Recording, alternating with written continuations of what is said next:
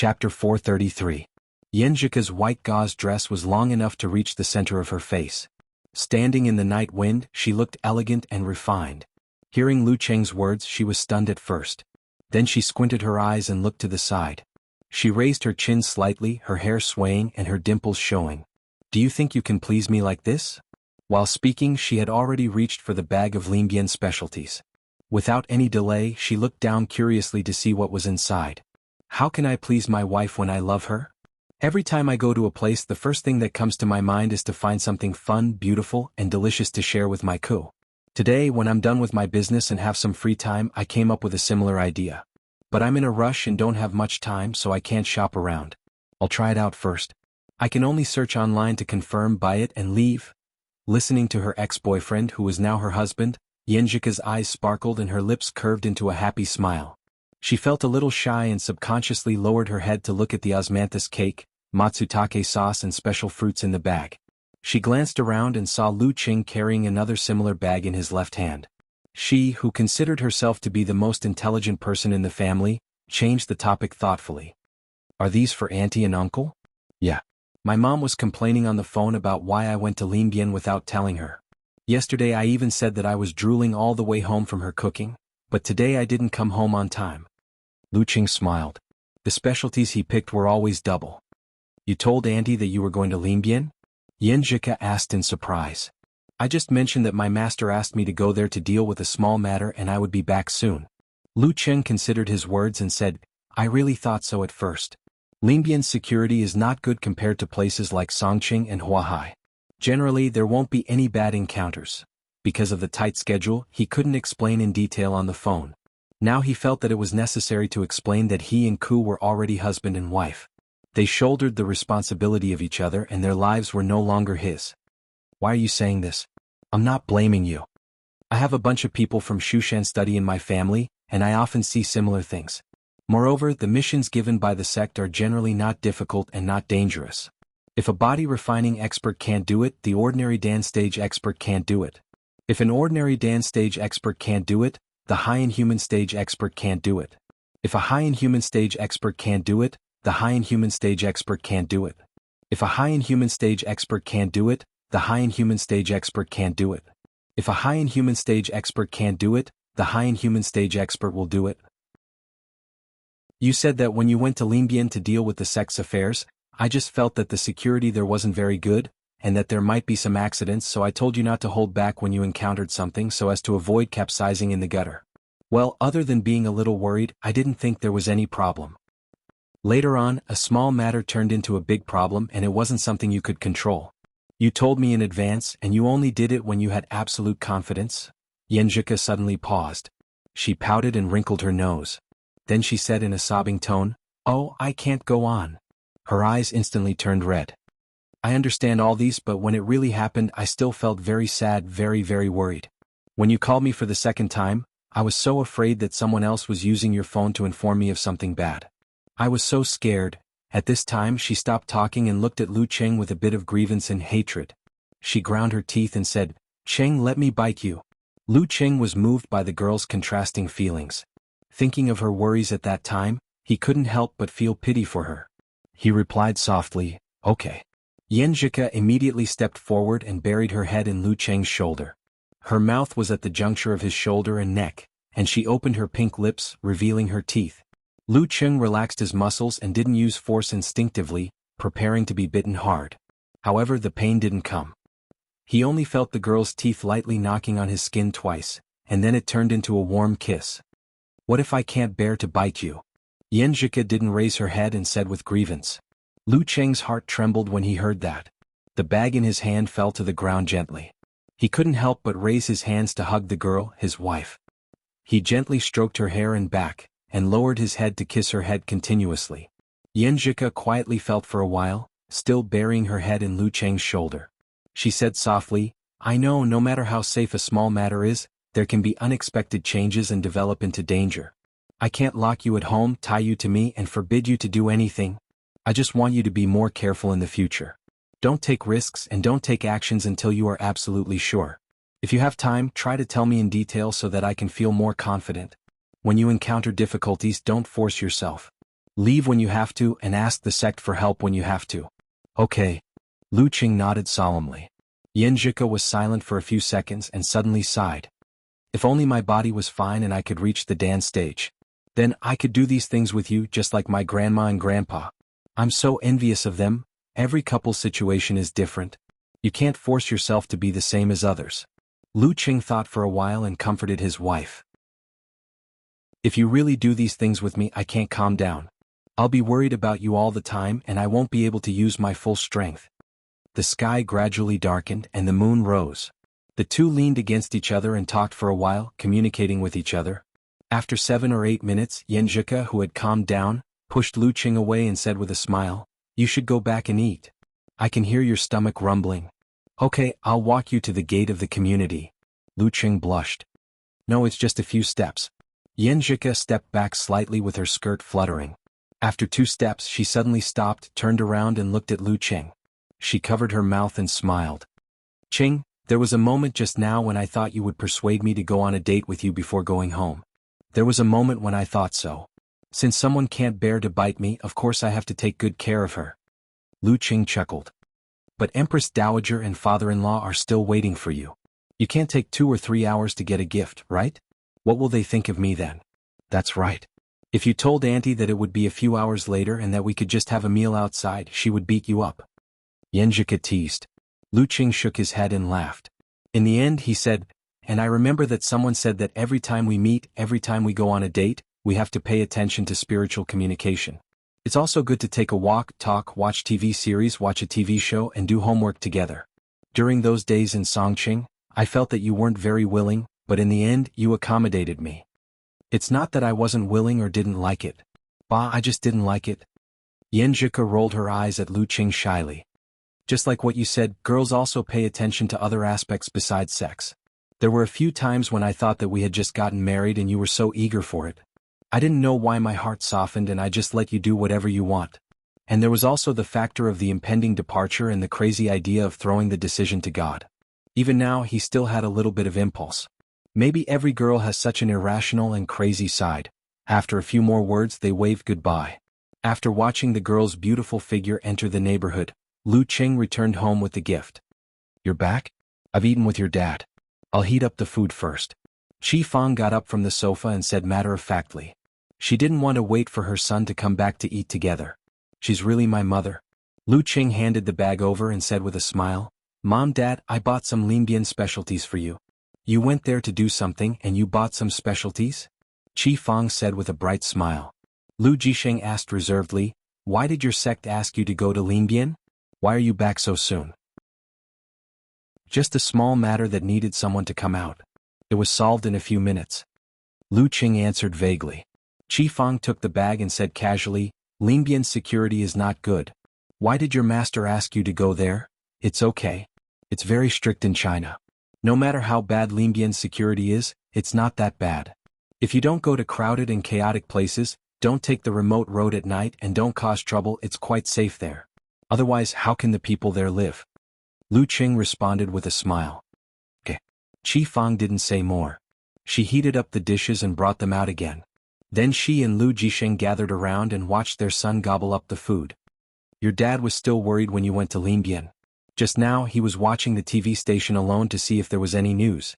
Chi Fang laughed at Lu Jisheng. "I just happened to get it." Lu Jisheng coughed. Lu Qing's heart felt warm and he ate even more happily. The family was happy and harmonious, talking and laughing. Suddenly a sound came from the TV, but it didn't enter their ears. "Lianbian TV station news, this afternoon, a serious gun case occurred in the Linfu building at the intersection of Jiuxing Road. The case has been solved.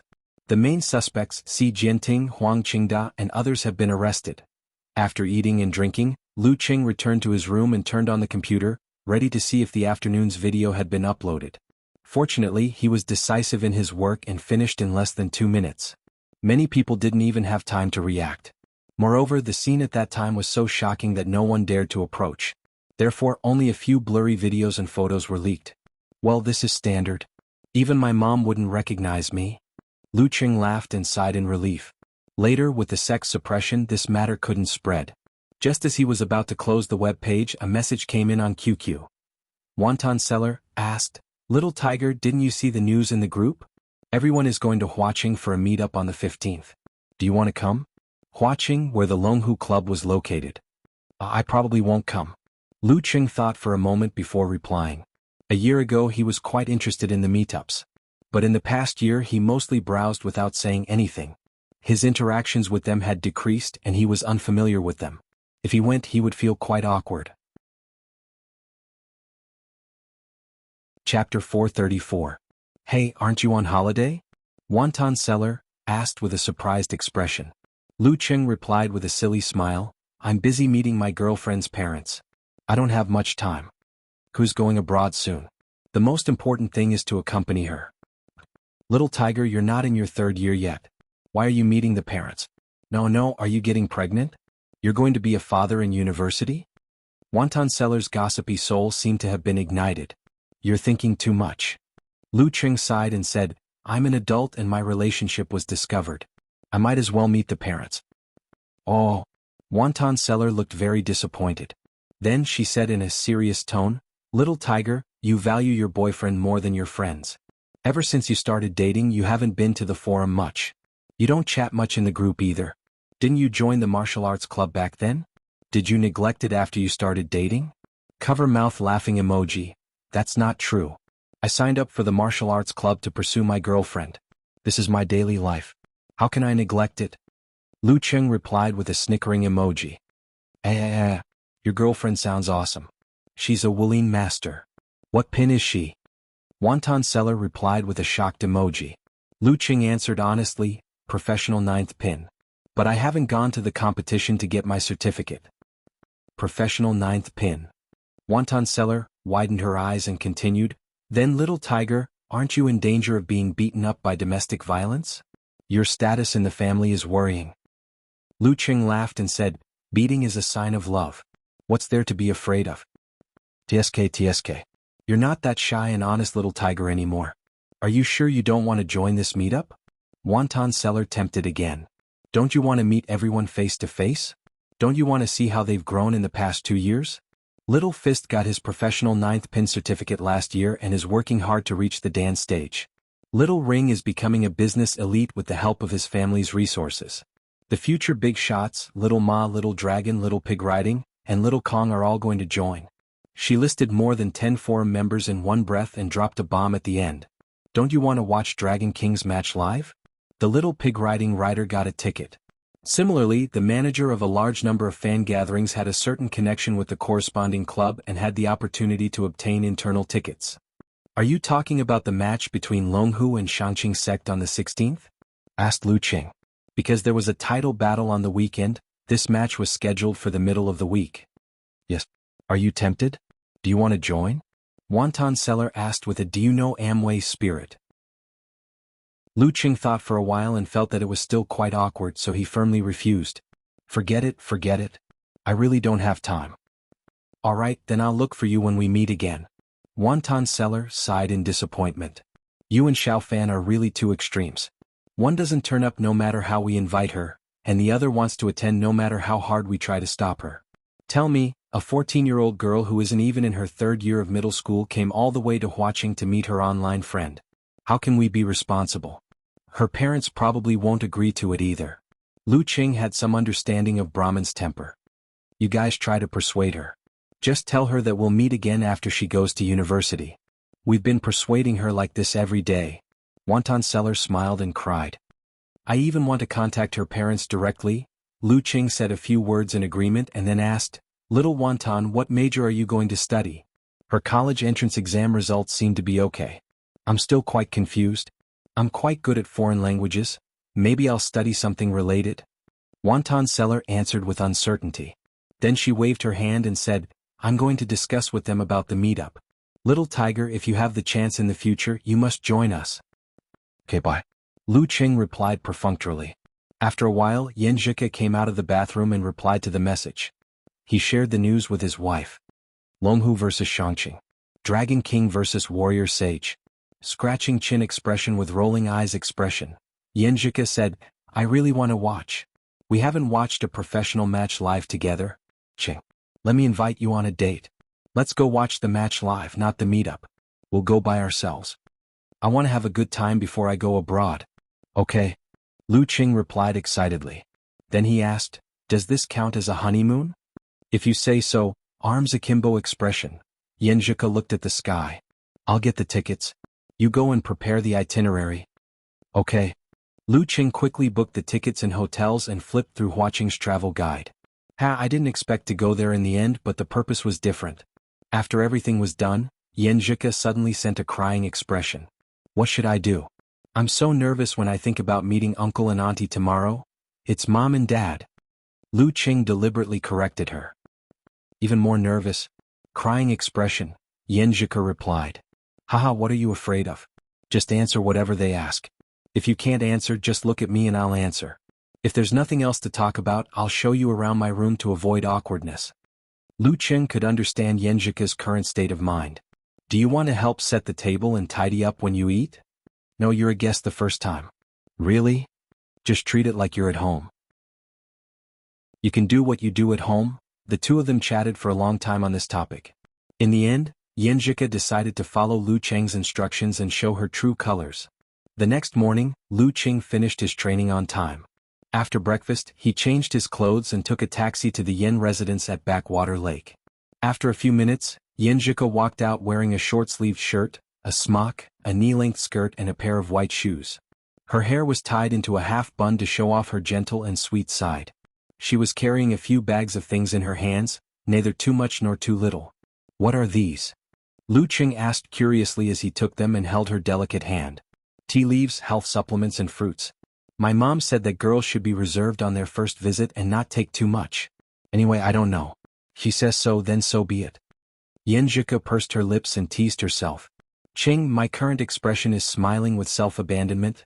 Haha, it's not that serious. I'm here. Lu Qing comforted her. After a while, they got into the car and arrived at Lu Qing's residential area. As they walked in, the neighbors' eyes were like searchlights. Coming. On the 5th floor of the 8th building, Qi Fang shouted to the balcony with her phone. Lu Jisheng, who had specially asked for leave today, walked back to the living room and coughed. I'm just going to smoke. He didn't look at the road downstairs to see if his son and daughter-in-law had arrived. Qi Fang squinted at him and said sarcastically, didn't you say it was not a big deal? Why are you smoking? Lu Jisheng sighed with a smile. Alas, I thought it would take another 4 or 5 years. Who knew it would happen so soon? Yeah, it's like a dream. Qing seems to be 10 years older all of a sudden. Qi Fang sighed with emotion. Then her face changed. Go sit down. They're going upstairs. In less than a minute, the door opened and Lu Qing led Yenjika in. He bent down and gave her a new pair of slippers that he bought yesterday. After changing, Yenjika saw Qi Fang and Lu Jisheng coming over. She panicked and blurted out before Lu Qing introduced her, Hello, Uncle Auntie. Hello. Lu Jisheng and Qi Fang looked at their future daughter-in-law with a smile. Lu Qing handed over the things in his hand. Mom, Dad, this is for Ko. Oh, you're too polite. You don't have to bring these. Qi Fang took it with a smile and glanced at what was in the bag. Come, sit down. Lu Jisheng pointed at the sofa in the living room. Yenjika nodded shyly and was led to the sofa by Lu Qing. After the four of them sat down, Lu Jisheng casually found a topic. Jika, what's your major in Songqing University? Economics. Yenjika answered concisely. Qi Fang said with a smile, You two were classmates in high school and college. What a coincidence. Did you meet in the martial arts club? Yes. I saw the ranking in high school and knew Lu Qing, but I didn't know who he was. Yenjika glanced at Lu Qing with a smile. Haha, who would have thought today would come? Qi Fang thought it was quite amazing. The family began to chat harmoniously. Lu Qing was responsible for livening up the atmosphere and answering some questions. He also paid attention to the situation at all times. He planned to take his wife to do other things when they had nothing to talk about, so as to avoid the awkwardness of forced conversation. After a while, there was a sudden knocking sound at the door. Who is it? Lu Qing turned to the door in confusion. He walked over and opened the door. It was his cousin Ma Shi standing outside. Ma Shi raised her eyebrows playfully and poked her head into the room. She smiled at Lu Jisheng and Qi Fang and said, Uncle, Aunt, my mom said that the chili sauce you made last time was very delicious. She asked me to come and get some more. Why didn't you say so earlier? Qi Fang complained and went to the kitchen. Ma Shi entered the room and glanced at Yenjika. She smiled sweetly and said, "Hello, sister-in-law." "Hello." Yan Zhika blushed at his greeting. Lu Qing hurriedly introduced, "This is Ma Shi, my cousin. She is more naughty than before." "Of course not." Ma Shi protested. She looked at them for a while and left with the chili sauce. The family chatted for less than 10 minutes before they heard another knock at the door. "Who is it?" Lu Qing reluctantly got up and walked over. "Aunt?" He opened the door and was surprised to see Lu Yanwei's mother, Wang Lily. Wang Lily smiled and raised the bottle in her hand. "Brother, Qi Fang Jiqiang picked up some bones to make wine. I brought you a bottle." "I was just talking." Lu Jisheng stood up and smiled. Wang Lily entered the room and looked Yan Zhika up and down with a smile on her face. Yan Zhika hurriedly said, "Hello, Aunt." "Hello," Wang Lily replied with a smile. Lu Qing finally realized that they were all here to look for trouble. They just wanted to see their own wife. When Wang Lily came home, they continued their previous conversation until Qi Fang was ready to cook. At this moment there was another knock at the door. Lu Qing and Yan Zhika looked at each other. Feeling both annoyed and amused, they went to the entrance and opened the door. It was Lu Yanwei outside. Seeing Lu Qing's unkind expression, he smiled awkwardly and said, "I was passing by and had a stomachache. So I came to the bathroom." Chapter 435. The sky was dark, and the summer night came especially late. A gentle breeze blew around the backwater lake, dispelling some of the dampness. "Sai, my family came to see you one by one without saying anything." Lu Qing held Yan Zhika's hand, lamenting about what had happened in the morning.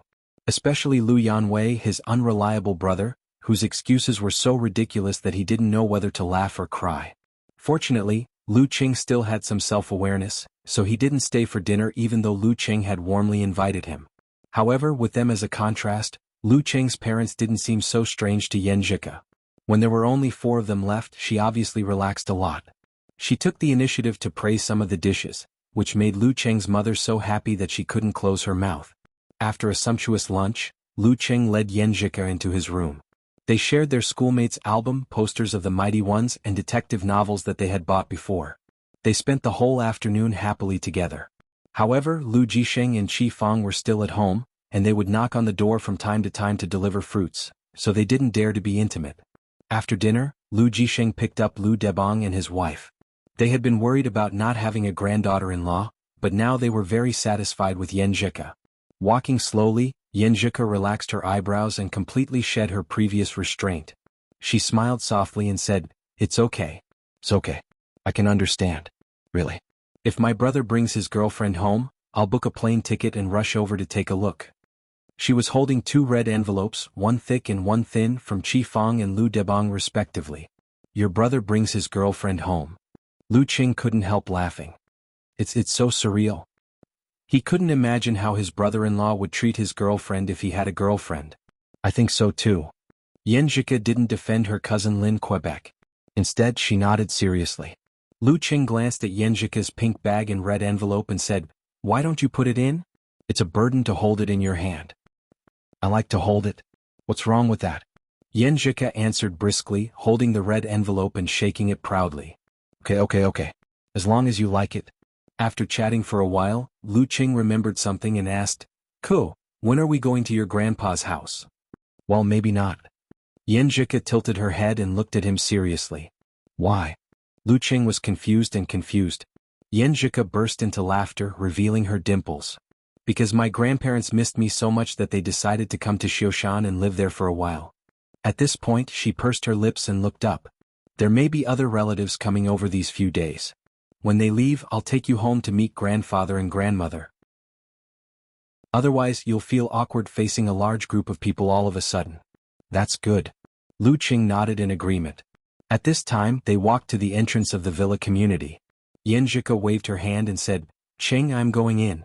Say hello to Empress Dowager and father-in-law for me." Lu Qing responded with a smile. After taking 2 steps, Yan Zhika suddenly turned around. She smiled shyly and said, "Uncle Andy, they're nice people. I feel like we're family." After that, she shook the red packet in her hand and walked briskly past the entrance. "We're a family now, silly Ku." Lu Qing chuckled as he watched her leave. In the living room of the Lu family, Qi Fang was wiping the tea table. She glanced at Lu Jisheng, who was watching the news attentively, and said, That girl Zhika is quite delicate and well-mannered. She seems to have a good family education. Yeah, she's not a naughty girl. Good. Lu Jisheng sipped his tea and nodded. While the old couple was talking, Lu Qing pushed open the door and walked in. You're back so soon? Qi Fang blurted out in surprise. Not so soon. I've already sent Ko home. Lu Qing answered blankly. Why can't you be more considerate? Why did you only send her home when you sent her home? You should take her shopping. It's just a walk. Boys should take the initiative. Qi Fang didn't dare to comment on other things, but she did watch a lot of TV series. She deeply felt that her son had no romantic cells and looked as if she expected better from him. I've already taken a walk by the lake. If it weren't for Empress Dowager waiting for me, I'd definitely take Ku for a date. It'll take at least 2 or 3 hours to get back. Lu Qing complained and changed the topic. Ku just told me in private that she feels that you two are really good friends. I'm still not a good host. Qi Fang smiled and said modestly. Lu Jisheng picked up his teacup and took a sip. He couldn't hide his smile. Lu Qing thought of something and took the initiative to bring it up. Dad, Mom, my master wants me to learn more about the kung fu of other countries and sections. I might be going to the United States more often in the future, so I'll have to stay for a long time each time. Let me teach you how to video chat. Okay. Qi Fang was stunned and asked worriedly, what about Zhika? It's not a good idea to be apart all the time. Lu Qing smiled. Mom, don't worry. Uncle Yin and the others have arranged a joint training program for Ku to study in America. That's good, that's good. Qi Fang heaved a sigh of relief. You're going home for the holidays, right? Of course. Lu Qing smiled brightly. He took his parents' phones and started the teaching activity. At 8:30, after Lu Jisheng and Qi Fang had barely grasped how to video chat, he went back to his room and turned on his computer to do what he had done for the past few months. While waiting for the computer to start, he took out his phone and replied to Yenjika's messages and browsed through dozens of recent messages in various groups. Among them, in the family group, She sent an emoji of drinking water. Sister-in-law, you're so beautiful. You're much prettier than on TV. Lu Yanwei didn't say anything but sent a thumbs-up emoji. Seeing that these messages were from a few hours ago, Lu Qing didn't respond and clicked on an emoji of passing by quickly. His computer was fully booted up. He opened the browser and began to browse various niche cultivation forums and large shopping websites. Ever since his 9 words formula became famous, items related to the Lin, Bing, Doge all-array advance became a hot topic on the internet. Many people posted things like ancient 9 words picture, golden stone 9 seals, incomplete secret art, ancestral 9 words picture atlas, and so on. They would cheat as much as they could. After all, even sects like the Shangqing sect and Daxing Temple could not guarantee that their disciples would be able to practice something by looking at the picture. What? You said you bought my ancestral secret method but didn't practice the secret method? Boy, you're not smart enough. Here, let me introduce you another one suitable for people with low intelligence. Is that not enough? Look at yourself in the mirror. Don't practice martial arts if you're ugly. In this situation where non-strong martial artists couldn't distinguish the real from the fake, many people thought that they had good taste and good luck. They believed that they could definitely distinguish the real from the fake and find the real secret method. Then they would have an adventure and become the protagonist, walking to the peak of life. Lu Qing relied on his ability to return to the origin of cultivation through the remaining essence and charm of the 9 words formula. He also joined the ranks of the gold rush, hoping to find something useful. To him, with the breakthrough some time ago, the inhuman stage wasn't so far away. However, how long it would take for him to step into it was another matter. Although he had set a target of 4 months, he only had a certain degree of confidence and did not dare to say that he was certain. Therefore, in addition to the daily training of his will and martial arts, he planned to find some catalysts and primers in order to accumulate enough momentum. Within 3 to 4 months, he would be able to push past the threshold of the inhuman stage like a flood breaking through a dam. Currently, the most promising primer and catalyst was undoubtedly the remaining 9 words formula. Not only would it help him, but it also had the possibility of healing his master's injury and Ku's body. This was his main goal for this semester. In the past few months, Lu Qing had actually found many items that he himself found hard to distinguish. However, he didn't waste time to verify them himself. He directly passed the clues to Geezer Shur and asked him to pass them to the divine enchanter of Sin Flame and other seniors. Hey, if it's a liar, the military daddy will strip you of your underwear, he thought to himself. However, from the feedback from the military, They were all fake. Of course, Lu Qing wouldn't pass all the clues to the military.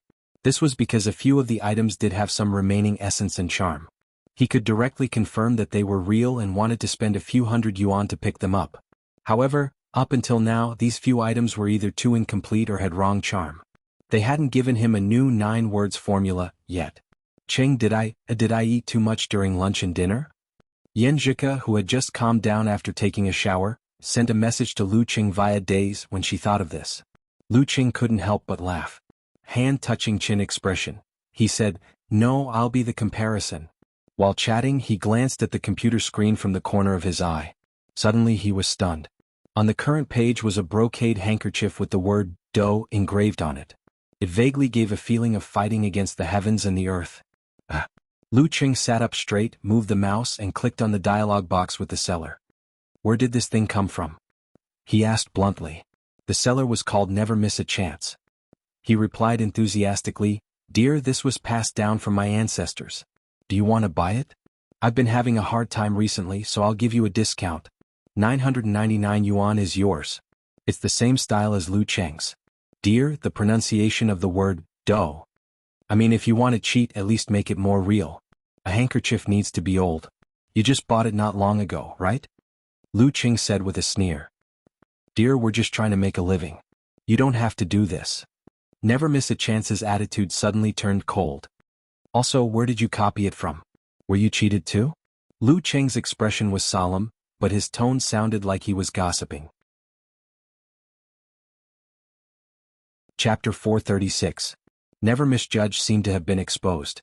Snorting through nostrils expression, said, "Damn it. That guy said that the dough character on the wine pot could definitely be passed off as genuine. In the end, after selling it for a month, it was exposed 10 times. 10 times.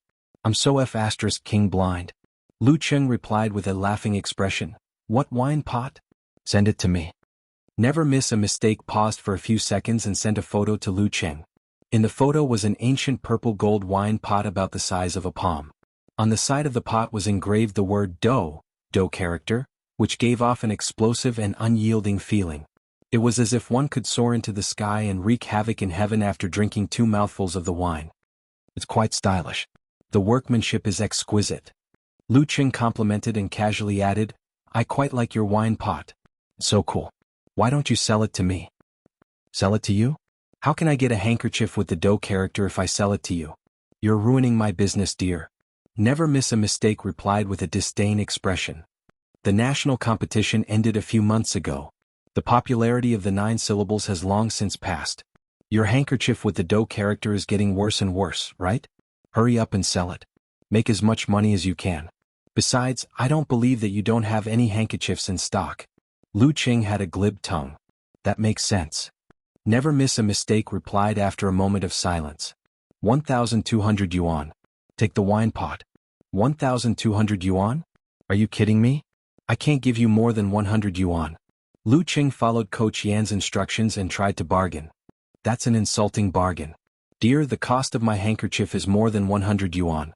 Let's be friends. It's 380 yuan including shipping. Dear. Never Miss a Mistake looked like he was selling at a loss. Lu Qing thought for a while and said hesitantly, "Fine. You hang it up and I'll bid for it.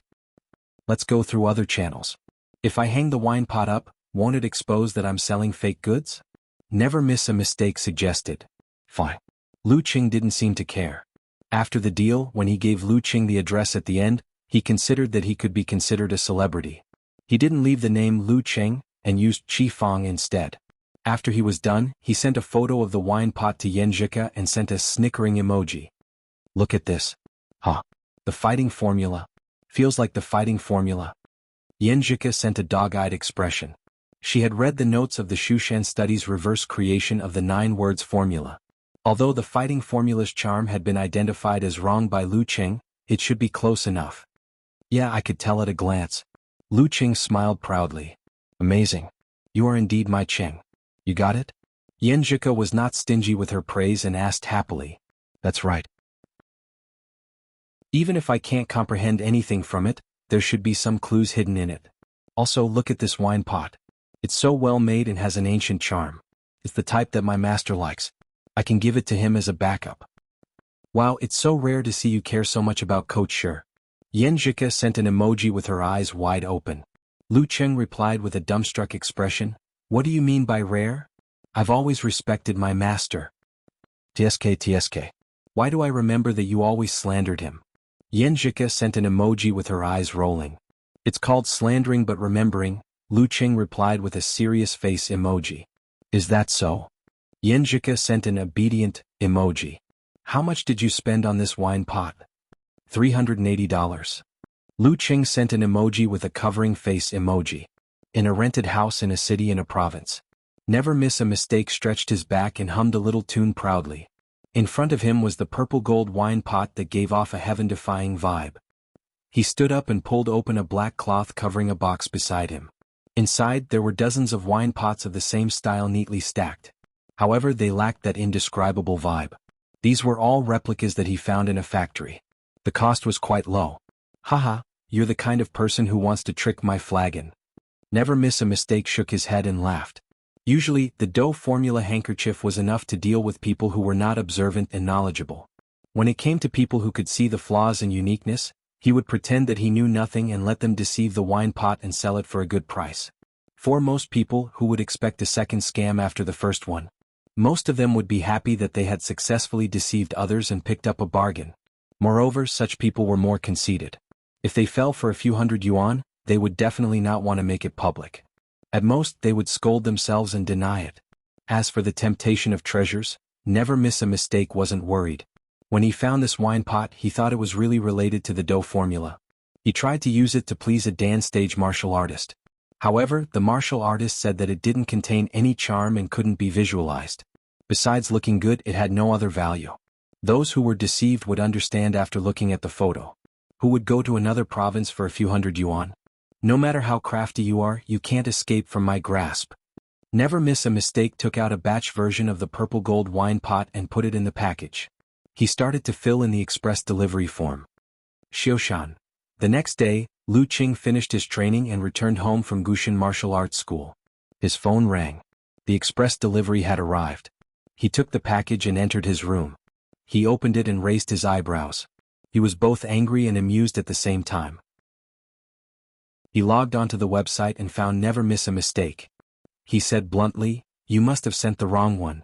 "Of course not. Look at the photo. Isn't it exactly the same?" Never Miss a Mistake was experienced and calm. "It doesn't have the explosive and unyielding feeling in the photo." Lu Cheng pointed out the key point. Never Miss a Mistake was surprised.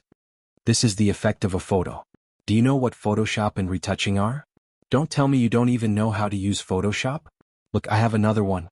This one is in black and white. Doesn't it have a quiet and ancient feel? Anyway, you can say whatever you want and file a complaint." "I'm not afraid. I'll call the police." Lu Cheng replied without anger. Seeing these words, Never Miss a Mistake immediately relaxed. The bigger the threat, the less likely the other party would follow. It was like a fight between gangsters. You had to leave some harsh words at the end. The police wouldn't file a case for a few hundred yuan. "Haha, go ahead. Never Miss a Mistake picked up the cup and drank a mouthful of water. Lu Cheng copied the link to his website and clicked on a person named Rapid March on QQ. He sent a message. This person is very likely to have clues about the fighting formula. He used to pass clues to the military through his master, which annoyed Geezer Sure. Geezer Sure directly gave him a contact instead of being a middleman. Got it. Rapid March's reply was concise and comprehensive. At 2 o'clock in the afternoon, Never Miss a Mistake was half asleep when he suddenly heard a series of fierce knocking on the door. "Who is it?" He turned over and sat up, shouting out loud. "Checking your water meter." Someone outside answered. "Has it been a month?"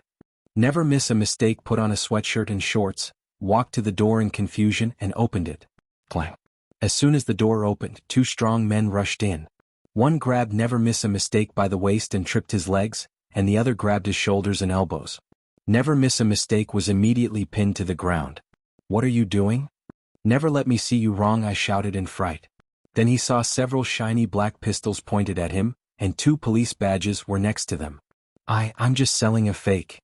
Never Miss a Mistake was stunned for a moment, and then defended himself with grievance. Tears were about to fall. "That's the whole thing." Lu Cheng sat on the chair and looked at Yenjika, who was sitting on the edge of the bed and flipping through the bulk purple gold flagon. In other words, you were mentally prepared to receive a fake from the beginning? The girl looked up thoughtfully. Then why didn't you just hand it over to the military without fear?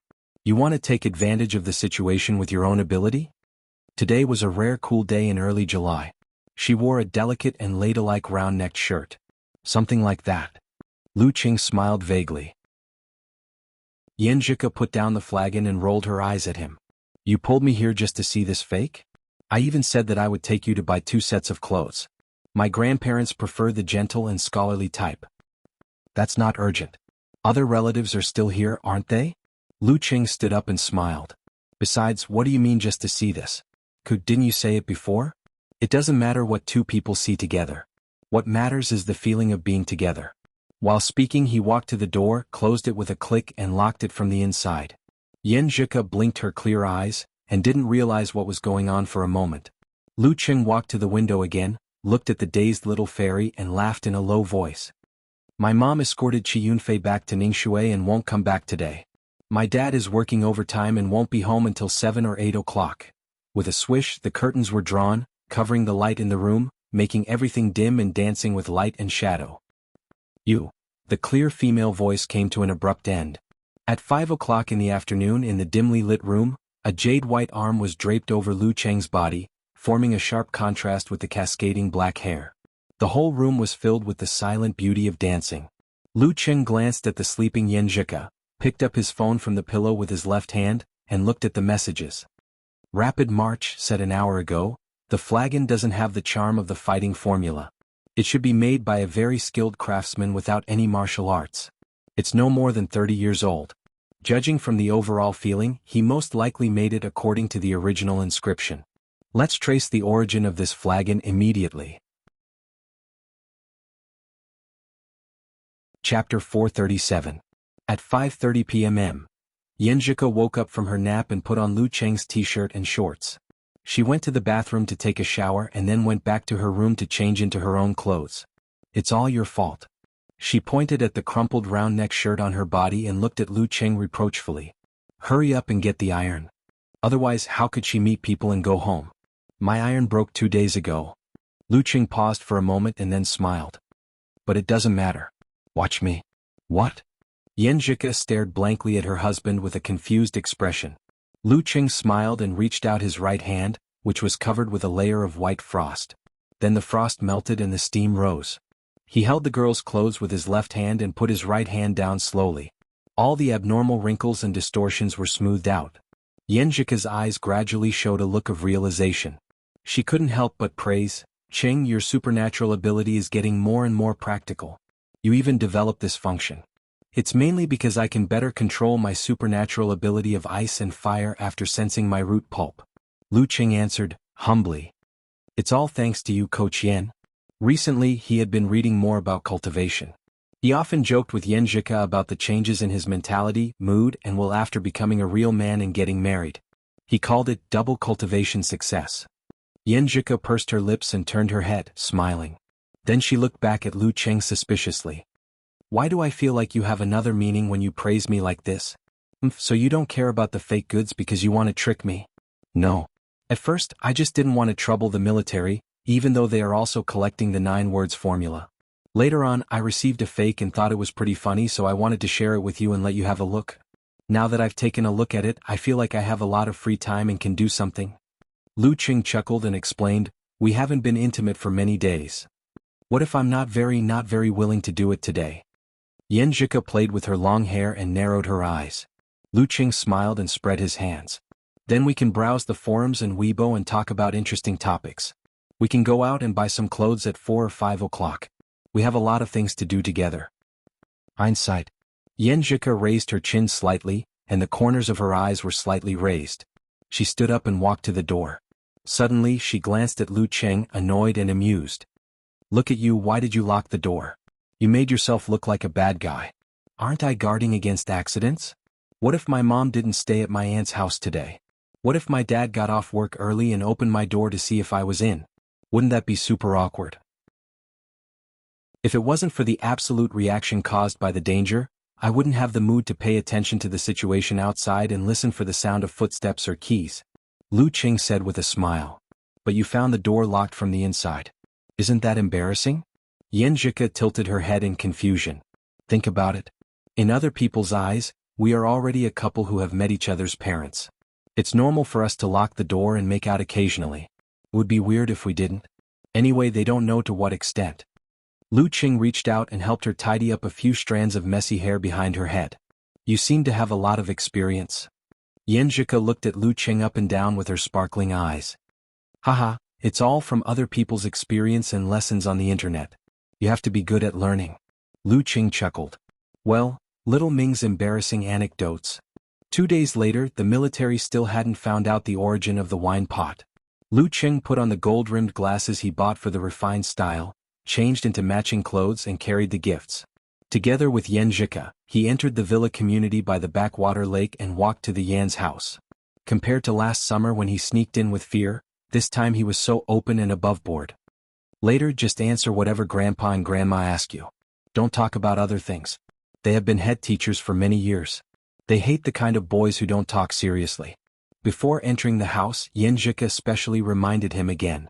Lu Qing didn't feel any pressure when facing the 2 generations of elders. He laughed and pointed at himself.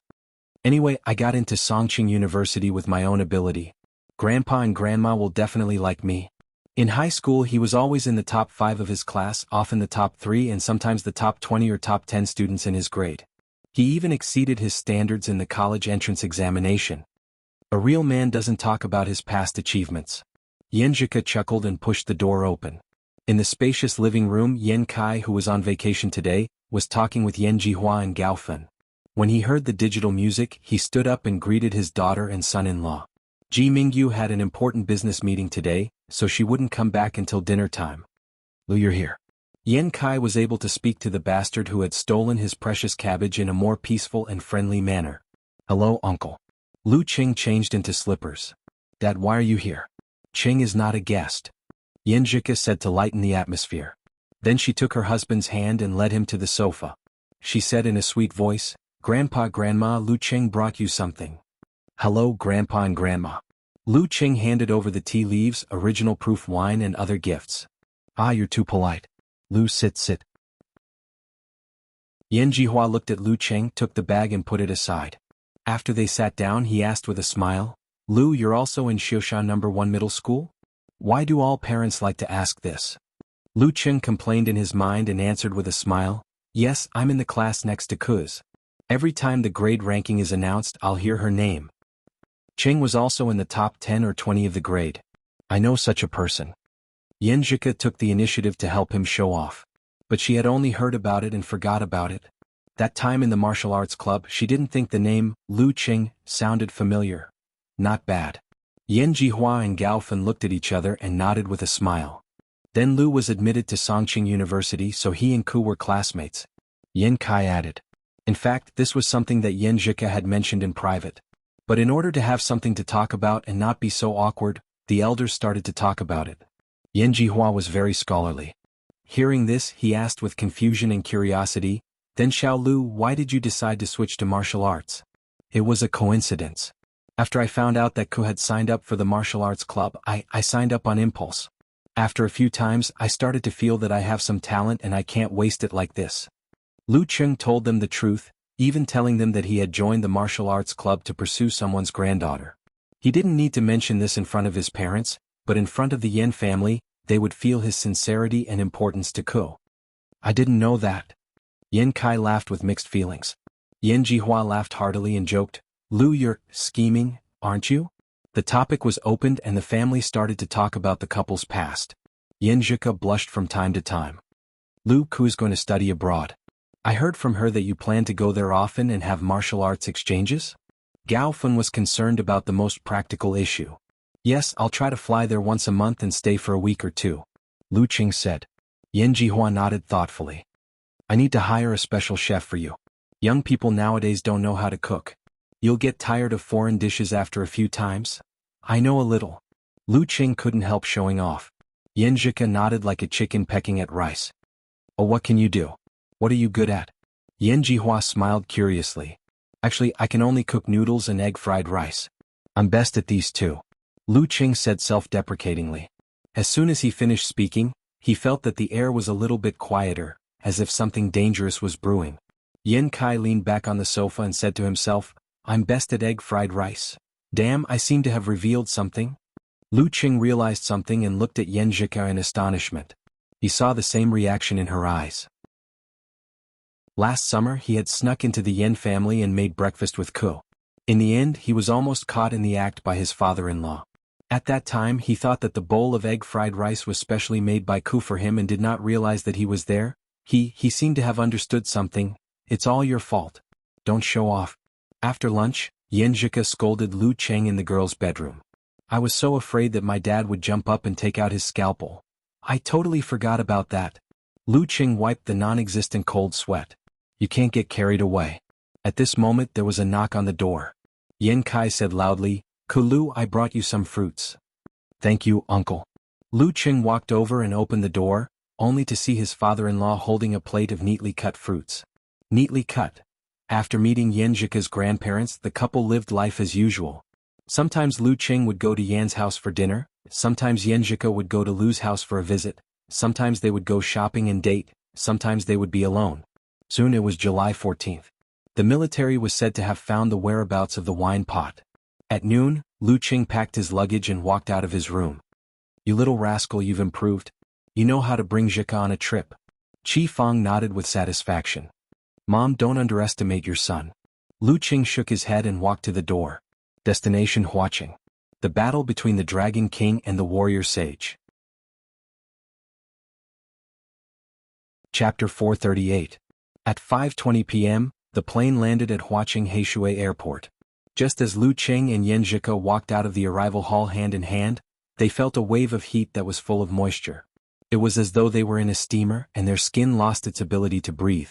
All they felt was stuffiness, heat, and moisture. Lu Qing quickly activated his power of frost, and his body instantly felt refreshed. He even emitted a chill that was transmitted to Yan Zhika, causing her to move closer to him. Their skin touched and her husband changed from holding to hugging. Phew, I like you so much at times like this, Qing. She confessed without a hint of embarrassment. She then looked around and said fearfully, let's not go to any scenic spots for the next few days, right? Otherwise I'll die from the heat. Even with a walking air conditioner beside me, it won't be a great experience. Sure, then we'll stay in the hotel. Lu Qing chuckled, almost raising both his hands and feet in agreement with Yan Zhika's suggestion.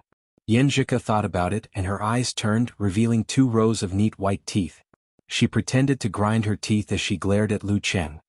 What I mean is, Huaqing is famous for its food. All kinds of morning tea, afternoon tea, and all kinds of soups and snacks. Our itinerary is to eat, and rest in the hotel when we're free so we won't be exposed to the sun. Lu Qing roughly described his plan. I like that. Yan Zhika's tone was light as she expressed her agreement. As they spoke, they hailed a cab and arrived at the Tianyue hotel that Lu Qing had booked. It was very close to the most famous restaurants and tea houses in Huaqing. This time, Yan Zhika held back her shyness and took the initiative to check in. She asked Lu Qing to stay where he was so that he wouldn't be recognized by anyone. As for Lu Qing's ID card, his photo was taken when he was in his 3rd year of high school. There was a certain difference between him and now, when the lines of his face were more distinct after years of martial arts training. Not to mention his indescribable spirit and temperament. If a stranger didn't look carefully and pay attention to the information, they wouldn't be able to recognize him as a heavenly son of the era. As expected, the receptionist didn't notice and successfully prepared a room for them. After they entered the room and put down their luggage, they went straight to the nearest Huaqing restaurant for dinner. They ate roast goose, squab, and dongxing biao.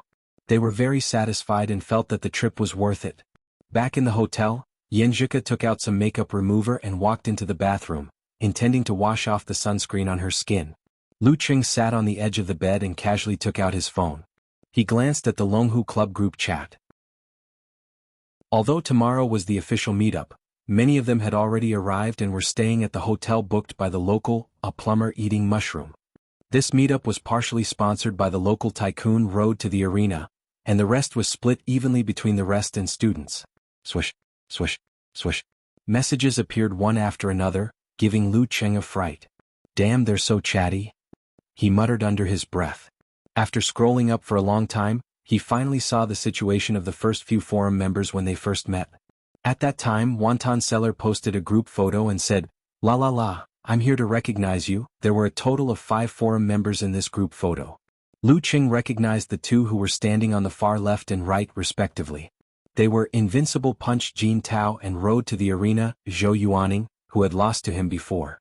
Jin Tao didn't change much during the Warrior Sage Challenge tournament. He was still quite handsome and masculine, but he looked a little more mature. Zhou Yuaning was wearing casual business elite-style clothes. He was a little chubby, and his hairstyle had been changed to a buzz cut with a few long concavities in the middle. In the center of the group was a girl who was about 1.5 meters tall. She was not ugly, petite and cute and looked like a student. On her left was a short and fat man in his late 20s, and on her right was a thin and tall man who was more than 1.9 meters tall. He wore thick black-rimmed glasses and was at most in his early 20s. The most adorable height difference. Lu Qing couldn't help laughing. Little Wonton just reached the chest of the tall man on the right. They looked like father and daughter. That's easy to guess. You're the only girl, little Wonton. Okamoto's fan spread his hands and laughed. The other 3 are all famous. Wonton Seller covered her mouth and laughed. What if I'm a cute boy? Let me say. From left to right, they are Invincible Punch, a plumber eating mushrooms, Little Wonton, Pig Riding Knight, and Road to the Arena, replied Unparalleled Dragon King. You guessed it so quickly. You don't feel any sense of achievement. Smash table. Come, let me introduce you again. The one on the far left is our handsome little Fist. He got his professional 9th pin certificate in October last year. He's been working hard to become a Dan Stage Mighty One before graduation so that he can step into the professional martial arts circle. Thank you for helping me, brag little Wonton. I still have a year before graduation. It's not that easy to reach the Dan stage. Invincible Punch Jin Tao sent a cupping hands emoji. After getting his professional 9th pin certificate, he felt that he had a way out and was no longer so unconfident. Wonton Seller continued, next to Little Punch is our talented little Mushroom. He likes music, art and martial arts. We were all stunned just now. Little Mushroom. Can you not call him that? Disgusting? Mushroom is ugly, fat, short and cheap. He doesn't deserve to be called cute. Okamoto's fan, and a plumber eating mushrooms, were good friends who mocked each other every day. F***ck, I'll F***ck you. A plumber eating mushrooms sent a despising emoji. Come lie down. If you can get down, I'll admit defeat. Okamoto's fan was still as cool as ever. I lost. A plumber eating mushrooms squatted in the corner and drew circles. I've decided. When little AI arrives tomorrow, you and little Mushroom will live in the same room. Wonton Seller sent an emoji of a rolling snow-white meatball. Little AI. I also lost. Okamoto's fan silently retreated. Wonton Seller sent an emoji hiding in the shadows. I won't introduce the one in the middle. Little Pig Riding is so tall I can only look up at him. He's one more class away from entering the Beep Association, and he even manages the forum. Do you admire him? Also, I'll tell you a secret. He took Little Sky home. Are you jealous? Above the sky was a girl with a bit of a rock vibe. This, embezzlement, using official authority for personal gain. Okamoto's fan sent a string of words. Big Boss is so amazing. He had originally intended to send the emoji, using official authority for personal gain, but felt that it was too much of a joke, so he silently deleted it. Okamoto, I was actually prepared to kick you out of the group just now. Fortunately, you didn't say anything too outrageous. Pig Riding Knight raised an emoji of an emoji. There's no need to introduce Little Arena. He's the real big boss in our group. Thank you for your hospitality. First bow, second bow. Wonton Seller sent a red face emoji. He lost his martial arts but gained the whole world. He's just an errand boy for his family, so he has some spare cash. Road to the Arena loved to show off, and his style remained the same for decades. Lu Qing watched with a smile and scrolled down. He saw that Above the Sky and Sea Blue had arrived one after another. The former had straight hair, a thin face and looked decent. She wore the same black-rimmed glasses as Pig Riding Knight, and didn't show that she liked rock music. Sea Blue was a little over 160 centimeters, round, cute features and lively personality. She quickly got along well with everyone. They were all fourth-year students. More and more people gathered and the group became more and more lively. Those who went were streaming and criticizing each other, while those who didn't went were watching and making fun of each other.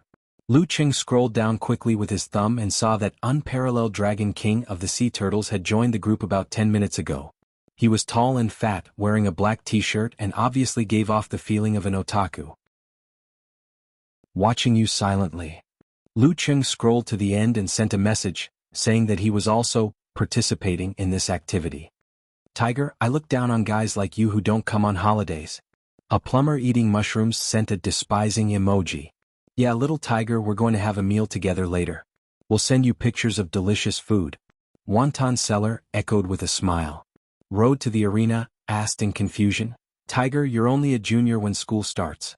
If you don't take advantage of this opportunity to have fun, you won't have time to work later. I'll try to find a more free job. Lu Qing made a joke. He had never revealed that he was a Songqing University student. A more free job usually doesn't pay much. Pig Riding Knight joked with a smirk emoji.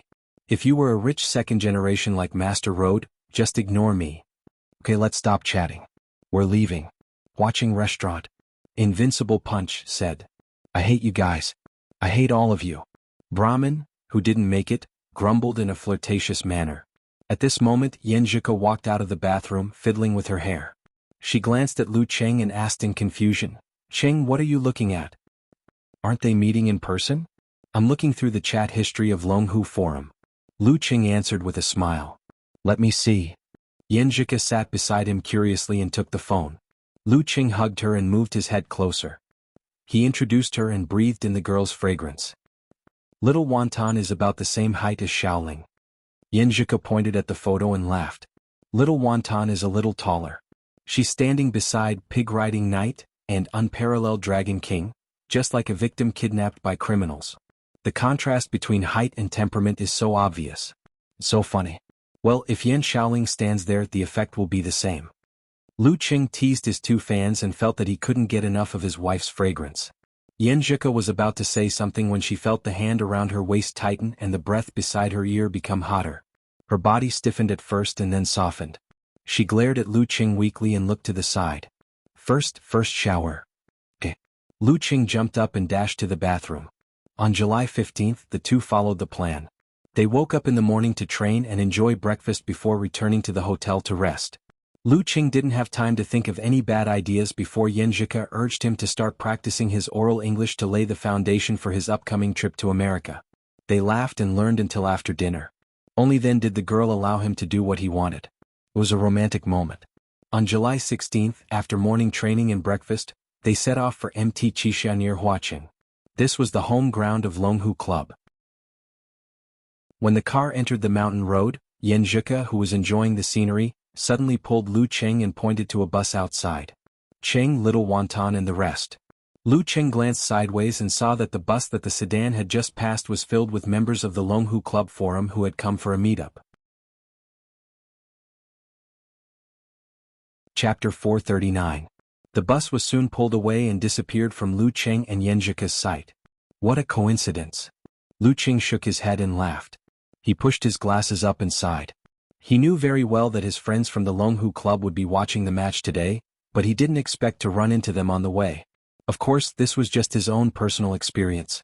Even if they had seen the passenger in the car, they wouldn't have known that it was his friend, Schrodinger's tiger. There was even a high chance that they wouldn't recognize him as Lu Qing. Hearing that, Yenjika tilted her head and glanced at her husband with a smile. Qing, I thought of a line from a song. What is it? Lu Qing asked curiously. It's hard to hold hands if we're not destined to meet. Yenjika pursed her lips and smiled. What do you mean by that? Lu Qing replied, annoyed and amused at the same time.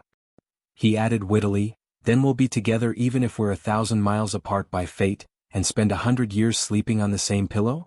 Yenjika spat and turned her head to the side with a smile. She then looked at Lu Qing with disdain. It's such an old song and you still remember it so clearly? Uncle Qing. As they bickered, the car slowed down and drove into the parking lot. Lu Qing and Yenjika paid half of the rental fee and got out of the car. They followed the instructions and walked along the road hand in hand for about 600 to 700 meters. After turning a corner in a mountain valley, the view before them suddenly opened up. They felt the heat factor in the air increase and become extremely active. In front of them was a wide area that sank deeper into the center. Every few steps, flames would emerge from the ground and burn quietly. They didn't seem to be extinguished even if it was day or night. Looking into the distance, Lu Qing could see a dark red liquid flowing in the cracks at the core of this place. The parts closer to the outside seemed to be covered by a dark gray armor. Just looking at it from afar, he could feel the tyrannical heat. This was the home ground of the Longhu Club, the famous fiery hell.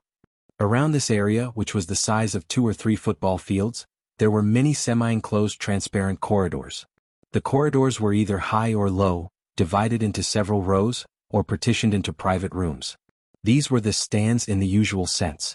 In order to prevent the weak spectators from being injured by the flying flames, sputtering magma, and the aftermath of the explosion, these corridors were all enclosed with high-tech explosion-proof and fire-resistant glass. There was also a sound channel. Yanjika took out the 2 tickets from her bag and found the corresponding glass box. Under the guidance of the security, she opened the door and entered. There was a sofa, a coffee table, and 3 big screens showing the fiery hell from different angles. This is the first time I've enjoyed VIP treatment in the stands. Lu Qing looked around and said with a smile. Actually, I prefer the kind with more people. The atmosphere is contagious. Yanjika rolled her eyes and didn't hide her thoughts. But my grandpa insisted on giving me this.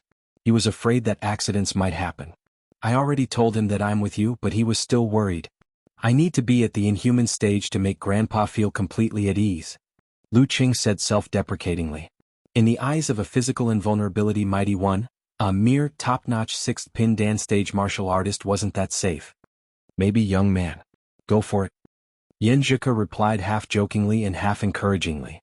Various exciting replays of the pre-match match were played. It was now 10:25 in the morning. All the seats in the stands were occupied, including the reporters' cameras. Unmanned aerial cameras took off and took their positions. They transmitted the images back to the glass corridors so that the spectators could see what was happening. Lu Qing noticed that little Wonton and the rest were in the glass room 3 seats to his left. They were so excited that they refused to sit down and were looking around. After a round of introductions and dancing at the edge of the venue, the sky suddenly darkened. A heavy and oppressive aura came vividly from the paper. Boom. A thunderclap suddenly exploded, turning into a sound wave that rolled out in all directions as if it had materialized. Is this the aura of the warrior sage Chen Donglu? Connecting with heaven and earth and interfering with nature? Lu Qing pondered. He couldn't sit still anymore. He stood up and walked half a step away from the glass in front of him. Yanjika did the same, standing shoulder to shoulder with him. Right at this moment, the ground fire in the spacious field leaped up at the same time. The dark red iron current shook off the black ash and a few golden waves leaped out. Boom. A stream of magma erupted, rushing into the sky and falling back down. It lit up the darkness and illuminated a figure in the distance of the venue. He wore a navy blue martial arts suit with dragons and tigers embroidered on it. He was tall and straight, with handsome features, sword-like eyebrows and starry eyes. His short hair stood up, giving him a wild and untamed look. It was hard to tell from his appearance that he was a man in his early 30s. Thump, thump, thump. With every step he took, the ground trembled. The flames leaped up again and again, and the magma spurted out again and again. There was no call. Everyone, including Lu Qing, shouted a well-known name in unison and let it reverberate in the mountains. Dragon King. Dragon King Chinchitao. Amidst such an atmosphere, the sky darkened once more. It was as if dark clouds were converging, and it pressed down on the spectators to the point that their hearts were uneasy. It pressed down on the waves of voices, and it pressed down on the soaring flames and soaring magma to the point that they lost their luster. From the other side, a man dressed strangely walked out slowly. His white robe resembled a martial arts suit, but it was also a Taoist robe. The edges were embroidered with green and purple lightning. He was about 2 to 3 centimeters shorter than Lu Qing. He had delicate features, an elegant temperament, and was introverted. Warrior Sage Chen Donglu. The warrior sage Chen Donglu, who was 2 years younger than the Dragon King. He had made a name for himself at a young age. He had caught up with Qin Chitao head-on and suppressed an entire generation of martial artists. No one dared to call themselves the heavenly son of China anymore. As he grew older, the previous generations of mighty ones were subdued as well. Although Lu Qing admired the Dragon King and preferred the man with his true nature, he had to admit that the warrior sage Chen Donglu was the ideal grandmaster in his heart. Now he was going up against the Dragon King and the entire audience single-handedly. The referee didn't dare to enter the center of the arena. He raised his right hand from afar, dutifully playing the role of a humanoid object. First round of the competition. Dragon King Qin Chitao vs. Warrior Sage Qian Donglu. Those with titles had to be addressed as a sign of respect in such situations. Dragon King. Dragon King. Amidst the cheers, the referee swung his right hand down and announced loudly, "Begin." As soon as he finished speaking, he had already darted away from the battle zone. Bam. At this moment, Dragon King Qin Chitao had already thrown a punch as if he was going to hit the void. However, his fist was like a missile, forcefully dragging his body forward, leaving behind afterimages and creating a loud sound like breaking the sound barrier. Using the fist as the body. As the afterimages extended, the Dragon King's fist was instantly ignited by a golden red flame. It spread rapidly and covered his entire body, turning him into a walking god of fire or Emperor Yen. Super Saiyan. This thought popped into Lu Cheng's mind. Warrior Sage Qian Donglu and the Dragon King had fought countless matches and understood each other well. He had long since lost the mood to test his moves. Facing the attack, he clapped his palms together. Boom. A thunderous boom reverberated in everyone's hearts, shaking the glass a few hundred meters away. Yen Zhika felt as if her soul had been struck, her spirit wavering and she couldn't focus. At the same time, the warrior sage separated his palms and pulled out a leaping purple thunder blade. As soon as it appeared, it slashed at the golden red flame enveloping the Dragon King's body. Qian Donglu followed closely behind, encircled by streaks of silver-white lightning, closing in like a deity descending from the heavens. The fierce battle thus began. The battle between the two mighty ones was in full swing. Lu Qing watched in fascination, wishing he could copy their every move and variation. Compared to the live broadcast, watching the battle in person was more three-dimensional. One could better experience the power of a physical invulnerability mighty one. For example, the occasional trembling of the ground, the waves of fire that could be felt through the heat-resistant glass, and the deafening thunder. The battle lasted for a full 20 minutes. The magma in the center of the arena had turned into a fountain. Golden, red, purple and white fireballs surrounded the Dragon King Qin Chitao. As he continued to attack, the fireballs fused together and condensed into a ball, shrinking in the center of his palm. With a roar, the Dragon King extended his arms, leaped high and smashed down with his fist. Boom. Lu Qing reacted quickly and reached out to cover Yen Zhika's eyes. At this moment, the place where the two experts were fighting lit up. The audience's eyes were blinded for a short while and some even cried. It was as if a big sun had descended on this place. Boom. Waves of fire shot out, and a small mushroom cloud rose into the air, blooming at its peak. When Lu Qing opened his eyes, the Dragon King had won by half a move against the warrior sage, taking advantage of the home field advantage. After watching the replay, Lu Qing thought of his previous experience and couldn't help but praise him. Awesome. This was a battle that made a martial artist's blood boil. Within a radius of a few hundred meters, the Dragon King was like a god. Following that, Taoist Wu Guang, Taoist Yunyan, Empress Luo Ning Zitong, and Optimus Prime Long Zhen, all physical invulnerability mighty ones took the field one after another. After 5 tough rounds, Longhu Club won 3-2. It was already past 12. So exciting. Yen Zhika looked at Lu Qing excitedly, praising him in a low voice. Yeah, I didn't come in vain. This is much more exciting than the live broadcast. Lu Qing looked at the various marks on the glass. The two of them exited the VIP room hand in hand as they discussed the day's match excitedly. At this moment, Yen Zhika, whose eyes were wandering, tugged at Lu Qing, tilted her chin and said, "Little wonton." Lu Qing looked over in confusion and saw the petite and youthful wonton seller running towards him with a booklet in her hand. Her target was probably, seemingly, it's me? Why is she looking for me? Don't tell me she knows I'm Schrodinger's tiger? That's impossible. I've never revealed that I'm a Songqing University student. Also, I didn't update anything about my identity. How could they guess? While he was at a loss, wonton seller approached. She looked at the confused and surprised Lu Qing and Yen Zhika and smiled sweetly. "Hello, Lu Qing." That's right. She recognized me. It's normal for her to ask for an autograph. Lu Qing felt like he understood the truth. He smiled and replied, "Hello." Wonton seller explained embarrassedly, "We didn't recognize you because you were wearing glasses, but we still saw." She didn't continue and glanced at Yen Zhika. A girl who was so beautiful that she had her own uniqueness was easy to recognize. I see. Lu Qing looked at his wife with some ridicule. She glared back at him. Wonton Seller smiled again.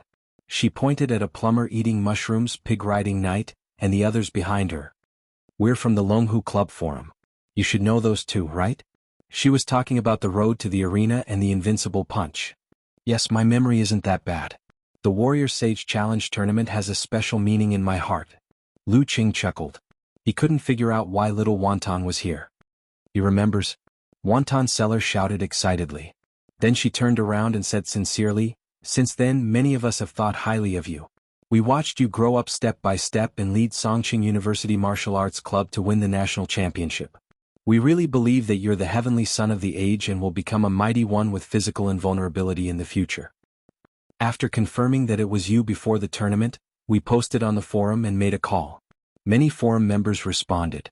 She paused and raised the booklet in her hand. On it were the names of Wonton Seller, Pig Riding Night, Road to the Arena, and others. She bowed and said, "We represent ourselves and a portion of the Longhu Club fans to make a sincere request to you. If you don't return to the Ice God sect in the future, can you consider the Longhu Club first? We really like you. We really believe that you can create glory here." When Wonton Seller made this pose, Road to the Arena, Invincible Punch, Above the Sky, and others made the same pose. They didn't talk about others and only expressed themselves. Lu Qing was suddenly a little touched. He also felt a little strange that someone familiar would do this. He smiled and said, "I can't promise anything. I can only say that you know that I'm a fan of the Longhu Club." He reached out and took the booklet. Little Wonton's smile was exceptionally bright. Thank you. We'll post a Lu Qing Longhu Club topic on Weibo until you make your choice."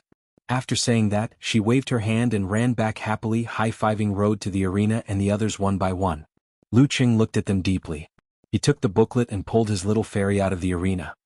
"I'm also a fan of the Longhu Club," Yan Zhika suddenly whispered. Lu Qing looked over. The two looked at each other and smiled. They had a tacit understanding. When they were far away, Wonton Seller, who was still excitedly talking about this matter, suddenly exclaimed, "I'm stupid. I forgot to ask for his autograph. I forgot to ask Lu Qing if he has an account in our forum." After lunch they went back to the hotel. Yan Zhika went into the bathroom and removed the sunscreen on her face, neck, arms and legs.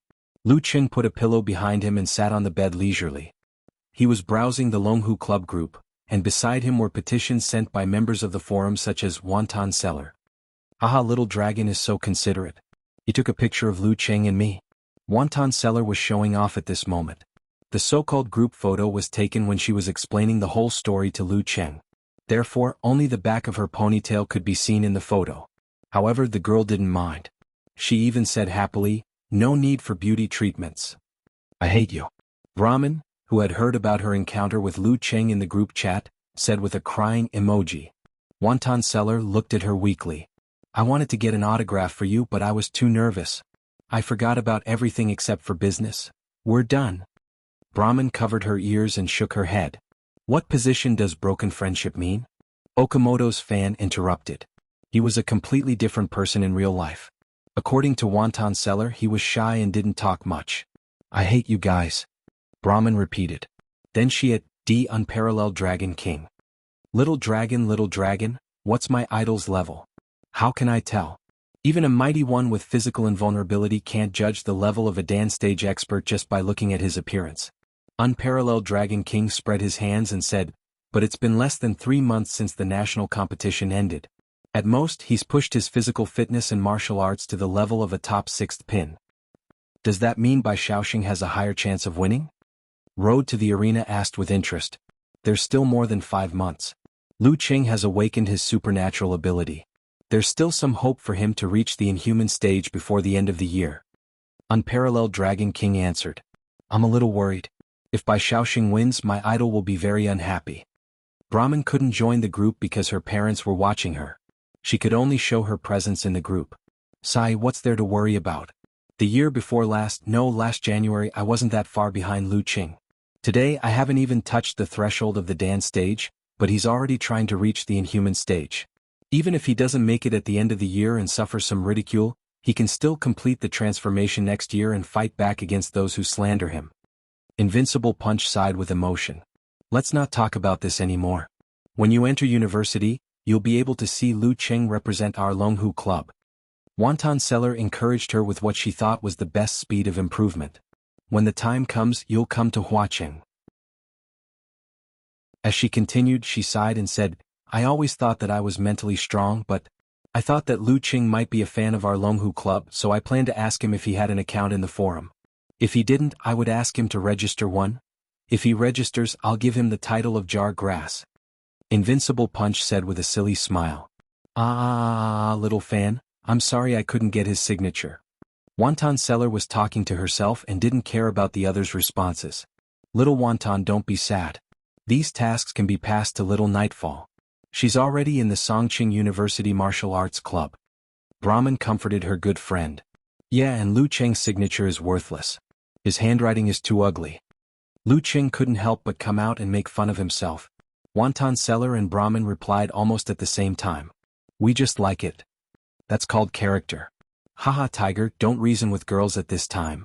Pig Riding Knight laughed. I posted Lu Cheng's response in the forum. Everyone is very enthusiastic. Shangqing has Peng Liyun in the future, Kongtong has Ren Li, and Daxing Temple has Ji Hai and Shirshan. We need Lu Cheng too. I wonder when he'll reach the inhuman stage and if he still has the potential to reach the physical invulnerability stage. A plumber eating mushrooms said worriedly. A good seedling may not grow into a big tree. The phrase, the future belongs to you, is often poisonous. While Lu Cheng was chatting, Yanjika walked out of the bathroom wearing the slippers provided by the hotel. She glanced at the petition book and smiled. Don't you think it's quite complicated? Yeah, I'm embarrassed to say that I'm Schrodinger's tiger. Lu Cheng replied with a sigh. After a few words about this matter, Yanjika sat on the edge of the bed with one leg curled up and the other hanging down. She browsed Weibo and the news and shouted with great interest, Cheng Cheng, come and take a look. Dragon King is so handsome and stylish in this picture. Lu Cheng moved closer and found that this was the picture of Dragon King after he used his killer move. Golden red flames danced, and his muscles showed the most perfect proportion. He was full of strength. Yeah. He agreed with a compliment. And this one. Dragon King looks so young and he's very stylish. Yanjika read out the compliments of Dragon King in the news from time to time. Lu Cheng listened to his little fairy's narration and suddenly felt a little uncomfortable. He didn't think much of his wife's worship of Dragon King and instead thought that they had something in common. However, after watching the live battle, he suddenly realized that Dragon King was only 12 or 13 years older than him. He was much more handsome than him and his martial arts were much better than his. Moreover, he might join Longhu Club in the future. They wouldn't be in two different worlds and would cross paths. Lu Cheng felt depressed and slowly fell silent. Girls are usually more sensitive. While sharing, Yanjika suddenly raised her head and looked at Lu Cheng in confusion. She blinked twice and said, Cheng, what's wrong? Nothing. Lu Cheng held his phone and pretended to browse the forum. Yanjika pursed her lips and looked at him suspiciously. Recalling the situation just now, the corners of her mouth suddenly curled up and her dimples showed. She whispered in surprise and joy, Cheng, are you jealous? Of course not.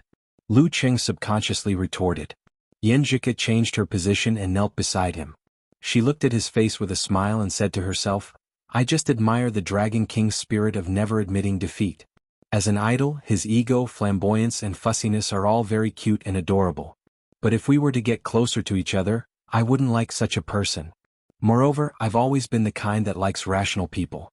Do you see that I rarely repost and comment on Dragon King's news? I'm not jealous. Lu Cheng unconsciously smiled and denied with a little embarrassment. Yanjika pursed her lips and laughed secretly. She raised 3 fingers on her right hand and said wittily, I swear I won't worship Dragon King so much in the future. I swear I only have one favorite idol and that is Sky Shaking Roar, Brother Cheng. Lu Cheng burst into laughter and denied again, I'm really not jealous. Is it worth it for me to be jealous over such a thing? Yanjika's beautiful eyes sparkled. She covered her mouth and laughed. Cheng, you're so cute when you're jealous. Before she could finish her words, she was pushed onto the bed by the angry Lu Cheng. Wash. Oh, wash. In the midst of the intermittent sound, the girl's slippers fell off, and her delicate toes curled and stretched from time to time. For the next day and a half, their arrangements were adjusted. Breakfast, lunch, afternoon tea, dinner, and supper were the same 5 meals a day. However, the time they spent practicing their oral English was much shorter. On the 18th of July, Lu Cheng, who was full of satisfaction, held his luggage and waited for her to come out of the bathroom. He was ready to check out and go home. A few minutes later, Yenjika opened the door and walked out. Her face was a little pale. She pursed her lips and said, "I'm on my period, I know. I've already made you some ginger tea with brown sugar. Come, let me rub it for you." Lu Cheng shook the thermos cup in his hand. Yenjika bit her lower lip. She seemed to be in a bad mood. She couldn't help but whisper, "What do you know? You don't know anything, ah." Lu Cheng looked at Yenjika blankly. He didn't understand why she suddenly lost her temper. At this time, Yenjika came back to her senses. She forced a smile and said, "Cheng, I was in a bad mood just now. I didn't mean to scold you, I understand." "It's your period." Lu Cheng suddenly understood. "You don't know anything." Yenjika put her right hand on her waist and looked down at her toes. She whispered silently, "That crazy idea didn't come true, God didn't want me to stay." The next step was to go to Songqing according to plan and complete the procedures. They would say goodbye at the beginning of August. Chapter 440. After returning from Huaqing, he followed Yenjika to Songqing. As she packed up the things she needed to bring over, and as she met more and more with Gu Shuang, Song Li, and Xing Jingjing, the matter that Lu Cheng subconsciously didn't want to think about became clearer and clearer. It became harder and harder to ignore. Unknowingly, there was a heavy feeling between the two of them. Even if they had countermeasures and were full of confidence, unknown encounters and foreign relationships still made them feel a little fearful and uncertain. Moreover, one of them was only 20 years old and the other was 19 years old. In this mood, Lu Cheng and Yenjika especially missed the time they had now. They took every opportunity to spend time together, greedily seeking each other, and used the pleasure of the body to relieve the depression of the heart. Lu Jisheng and Qi Feng were happy to see them meet and spend time alone, while Yan Kai and Ji Mingyu turned a blind eye and didn't say anything. However, the burning of indulgence couldn't beat the passage of time, and the day of the girls' departure finally came. August 5th, Gaofan Airport, outside the security and border inspection area. Yan Kai and Ji Mingyu moved a few steps away, leaving a private space for the young couple to say goodbye. Yenjika pursed her lips and stared at Lu Cheng attentively with her clear eyes. She habitually adjusted his collar and said in a soft voice, "Cheng, you don't have to worry about anything.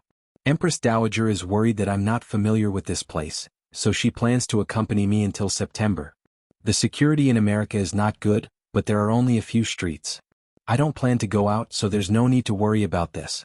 Besides, Empress Dowager spent a lot of money to hire a dance stage senior from Shushan Study to be my bodyguard for a few years. Her husband passed away early, and her son is in college. She doesn't have much to do at home and she can cook well. I'll come back during the 2 long holidays every year. You have to make time for me, okay?" "I promise." Lu Cheng tried to smile. After Yenjika finished talking about herself, she took a deep look at Lu Cheng. Her eyes suddenly became gentle and full of reluctance. "You have to treat yourself better when I'm not here. Take Talker and the others out for a meal often and comfort yourself. Don't always eat in the cafeteria. Also, don't just wear whatever clothes you get every day. You have to think about how to match them. If you don't understand, ask me in advance or ask Talker. You're a famous martial artist and a heavenly son of heaven, so you have to pay attention to your image." As she spoke, the rims of her eyes reddened, and she was momentarily unable to speak. Lu Cheng took a deep breath and answered in a deep voice, "Okay, when the Empress Dowager decides when to return to China, I will book a ticket to come here." The Ice God sect said that the passport and visa wouldn't be a problem. He just needed to go through the procedures. "Okay. Remember to reply to my messages and chat with me every day." Yenjika forced a smile and waved her hand. "It's about time. I'll go in first." "Okay." Lu Cheng waved his hand and watched as the girl turned around and moved closer to Yan Kai and Ji Mingyu. After taking 2 steps, she suddenly turned around and waved her hand at Lu Cheng. Lu Cheng responded immediately and nodded. Yenjika met up with her parents and walked to the security and border inspection area. After taking a few steps forward, her hair swayed gently. She looked back and made contact with Lu Cheng's eyes. She was stunned for a few seconds. She walked and stopped. It wasn't a long distance, but she turned her head to look at him 7 or 8 times. After gazing at him again, she squeezed out a smile and waved her hand again. She mouthed, "See you in September?" She turned around, looked back, and stepped forward. Shi Yan Kai and Ji Mingyu turned to the right. The figure in a chiffon shirt, jeans, and white shoes slowly disappeared from Lu Cheng's sight inch by inch. Seeing this scene, Lu Cheng's heart surged with uncontrollable and indescribable emotions. Without thinking, he strode forward a few steps, just in time to see the slender and beautiful figure walking out of his line of sight. He opened his mouth and wanted to shout something, but in the end he didn't say anything. He felt lost. His little fairy had completely walked out of his sight. Behind her parents, Yanjika dragged a small suitcase and moved forward. She subconsciously looked back again, trying to find the familiar and affectionate figure. However, as far as her eyes could see, there were only strange faces. Her heart suddenly felt empty and her mind was blank. She suddenly turned around and ran back a few steps with her suitcase in hand. She was in a hurry to find something. Ko? Yen Kai's voice came into her ears and made her stop. She reluctantly looked at the invisible entrance, bit her lip, and returned to her parents' side with a pitiful look in her eyes. Yen Kai and Ji Mingyu looked at each other and sighed quietly. They didn't say anything. After the security check, Yanjika became silent on the way to the departure lounge of the first-class cabin. As she walked, she habitually reached out to the side trying to pull or hold something. When she held it, she didn't feel the expected strength. Instead, she felt the same slender and cold as herself. She turned her head in surprise and saw that she was holding Empress Dowager's hand. She tried to hide something. She wanted to take advantage of the situation and put her other hand on Empress Dowager's hand. However, the weight in her hand clearly told her that there was a suitcase there. Yanjika was stunned. Her eyes suddenly became misty and quickly turned red. She turned her head and looked to the side. Ji Mingyu was experienced and keenly noticed the change in her daughter's mood. She put down the suitcase, held her hand and patted it with a smile. I should have asked Lu to send you to America. Do you dislike Mom and Dad? Of course not. Yanjika tightly restrained and wrapped all her emotions in her heart, not letting them leak out too much. Just like in the past, she stubbornly refused to cry because of sadness. Yen Kai carried a backpack and dragged 2 small suitcases. He watched quietly from the side. Ji Mingyu didn't say much. She pulled the suitcase again and entered the departure lounge of the first-class cabin with her husband and daughter. She poured a glass of juice and put it in front of Yanjika. She sat down with a smile. I heard that sweetness can soothe the emotions? Yes. Yanjika picked up the juice and took a sip. It was sweet and sour, stimulating her spirit. Ji Mingyu's voice softened. I've been worried that you would do something stupid. Seems that I worried too much. You are indeed my precious daughter. According to Lu's plan, you will be separated for at most a month before you meet again. Don't be sad. Stupid. Yanjika was stunned by her mother's words. A bitter smile appeared on her face. I really did do something stupid. I've never thought about having a child. I'm not ready to be a mother yet. I'm just trying to grasp the illusory probability and throw the decision to God for the sake of the crazy idea that I can't bear to part with Cheng. Now that I think about it, if I really did succeed, it would be unimaginable. I've been so stupid and crazy recently, but on the other hand, Cheng had done more than 1 or 2 stupid things for me. For example, when I hit on him at the entrance of the martial arts club, he was panting and nervous. For example, when we went paddling at Zhaoshan Lake in the dormitory, I jumped on the boat easily. He wanted to take the opportunity to hold my hand, but he froze there. It was silly and funny. For example, when he confessed to me on Valentine's Day, he was like an impulsive fool. For example, when we went on our first date, he wanted to hold my hand but was afraid of being rejected, so he was stiff and nervous. When we finally held hands, he was so silly that he didn't look at where he was going.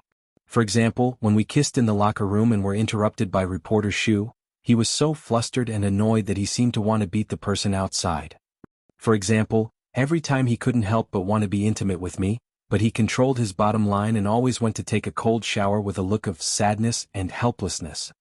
Yanjika's thoughts wandered as she recalled the embarrassing things that Lu Cheng had done for her. Her lips curled up a little bit, feeling both happy and happy. But as the memories went deeper, the curve of her smile slowly froze. Something seemed to be fermenting in her heart and something was expanding. She was about to lose control of everything.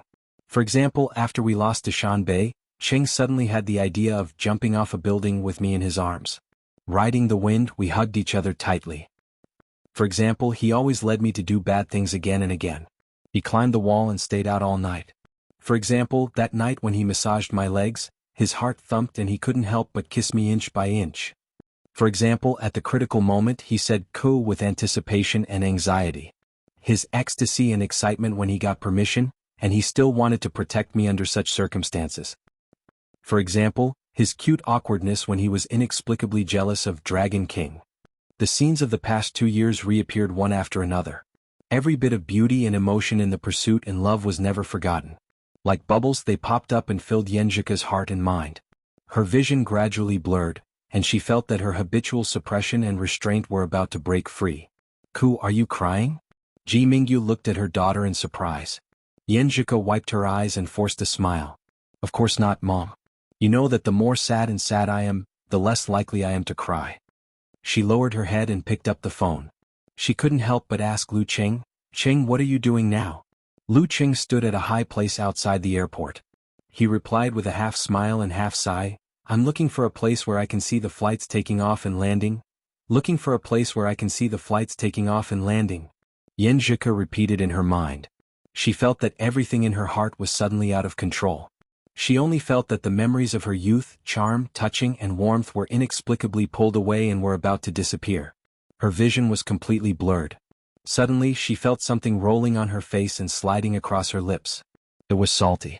Ko. Ji Mingyu and Yen Kai looked at their daughter, who suddenly burst into tears and stood there in a daze. Yenjika couldn't control her tears anymore. She grabbed the phone and stood up. Choking with sobs, she said, "Mom, Dad, I'm going to make a call." She rushed to a corner and dialed Lu Cheng's number in a panic. "Hello, Cheng." The girl shouted with a slightly trembling voice. Drops of tears streaked across her fair cheeks and kept falling down. "Ko, what's wrong?" Lu Cheng asked nervously and concernedly. Yenjika's vision was blurred. She said while crying, "Cheng, I don't think I've ever said that to you." She sniffed and shouted emotionally in a low voice, "Cheng, yes?" Lu Cheng's eyes were inexplicably wet. Yenjika calmed down and tears filled her eyes. She said, "Cheng, I love you."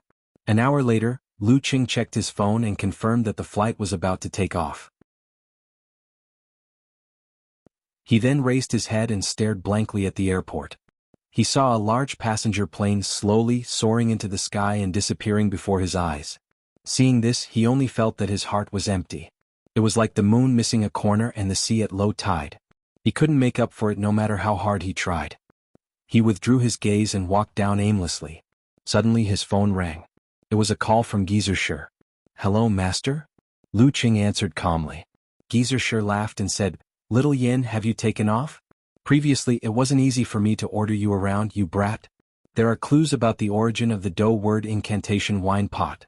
The military originally wanted to investigate it themselves, but this old man thought about it and decided to throw it to you to temper your overall ability." Chapter 441.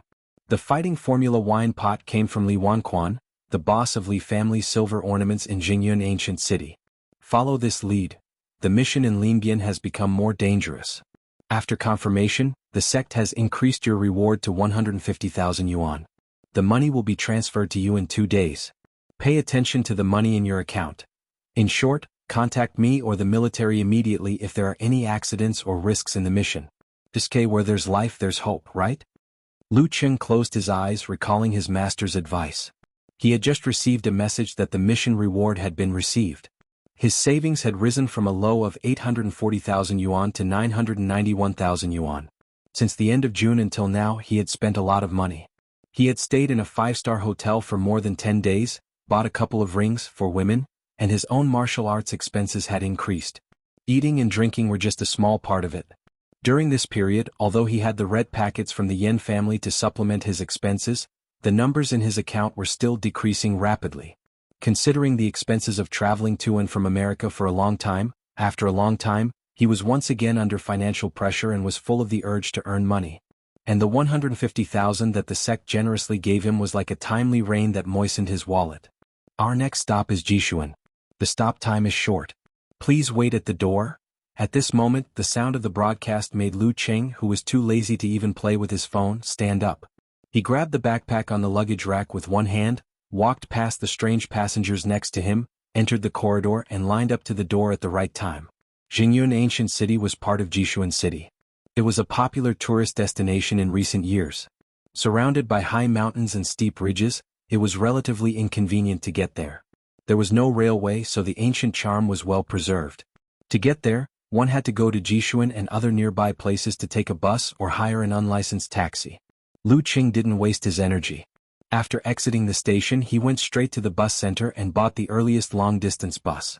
Less than 20 minutes later, he checked his ticket and got on the bus. Seeing that no one had pressed their seat number, he habitually found a seat at the back of the middle and left the one by the window empty. He sat down and turned his head.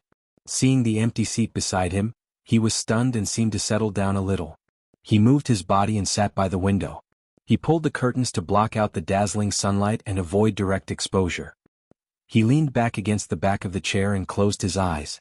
His thoughts were in a mess. Through the sound of footsteps and the slight vibration of the vehicle, he instinctively heard more and more passengers.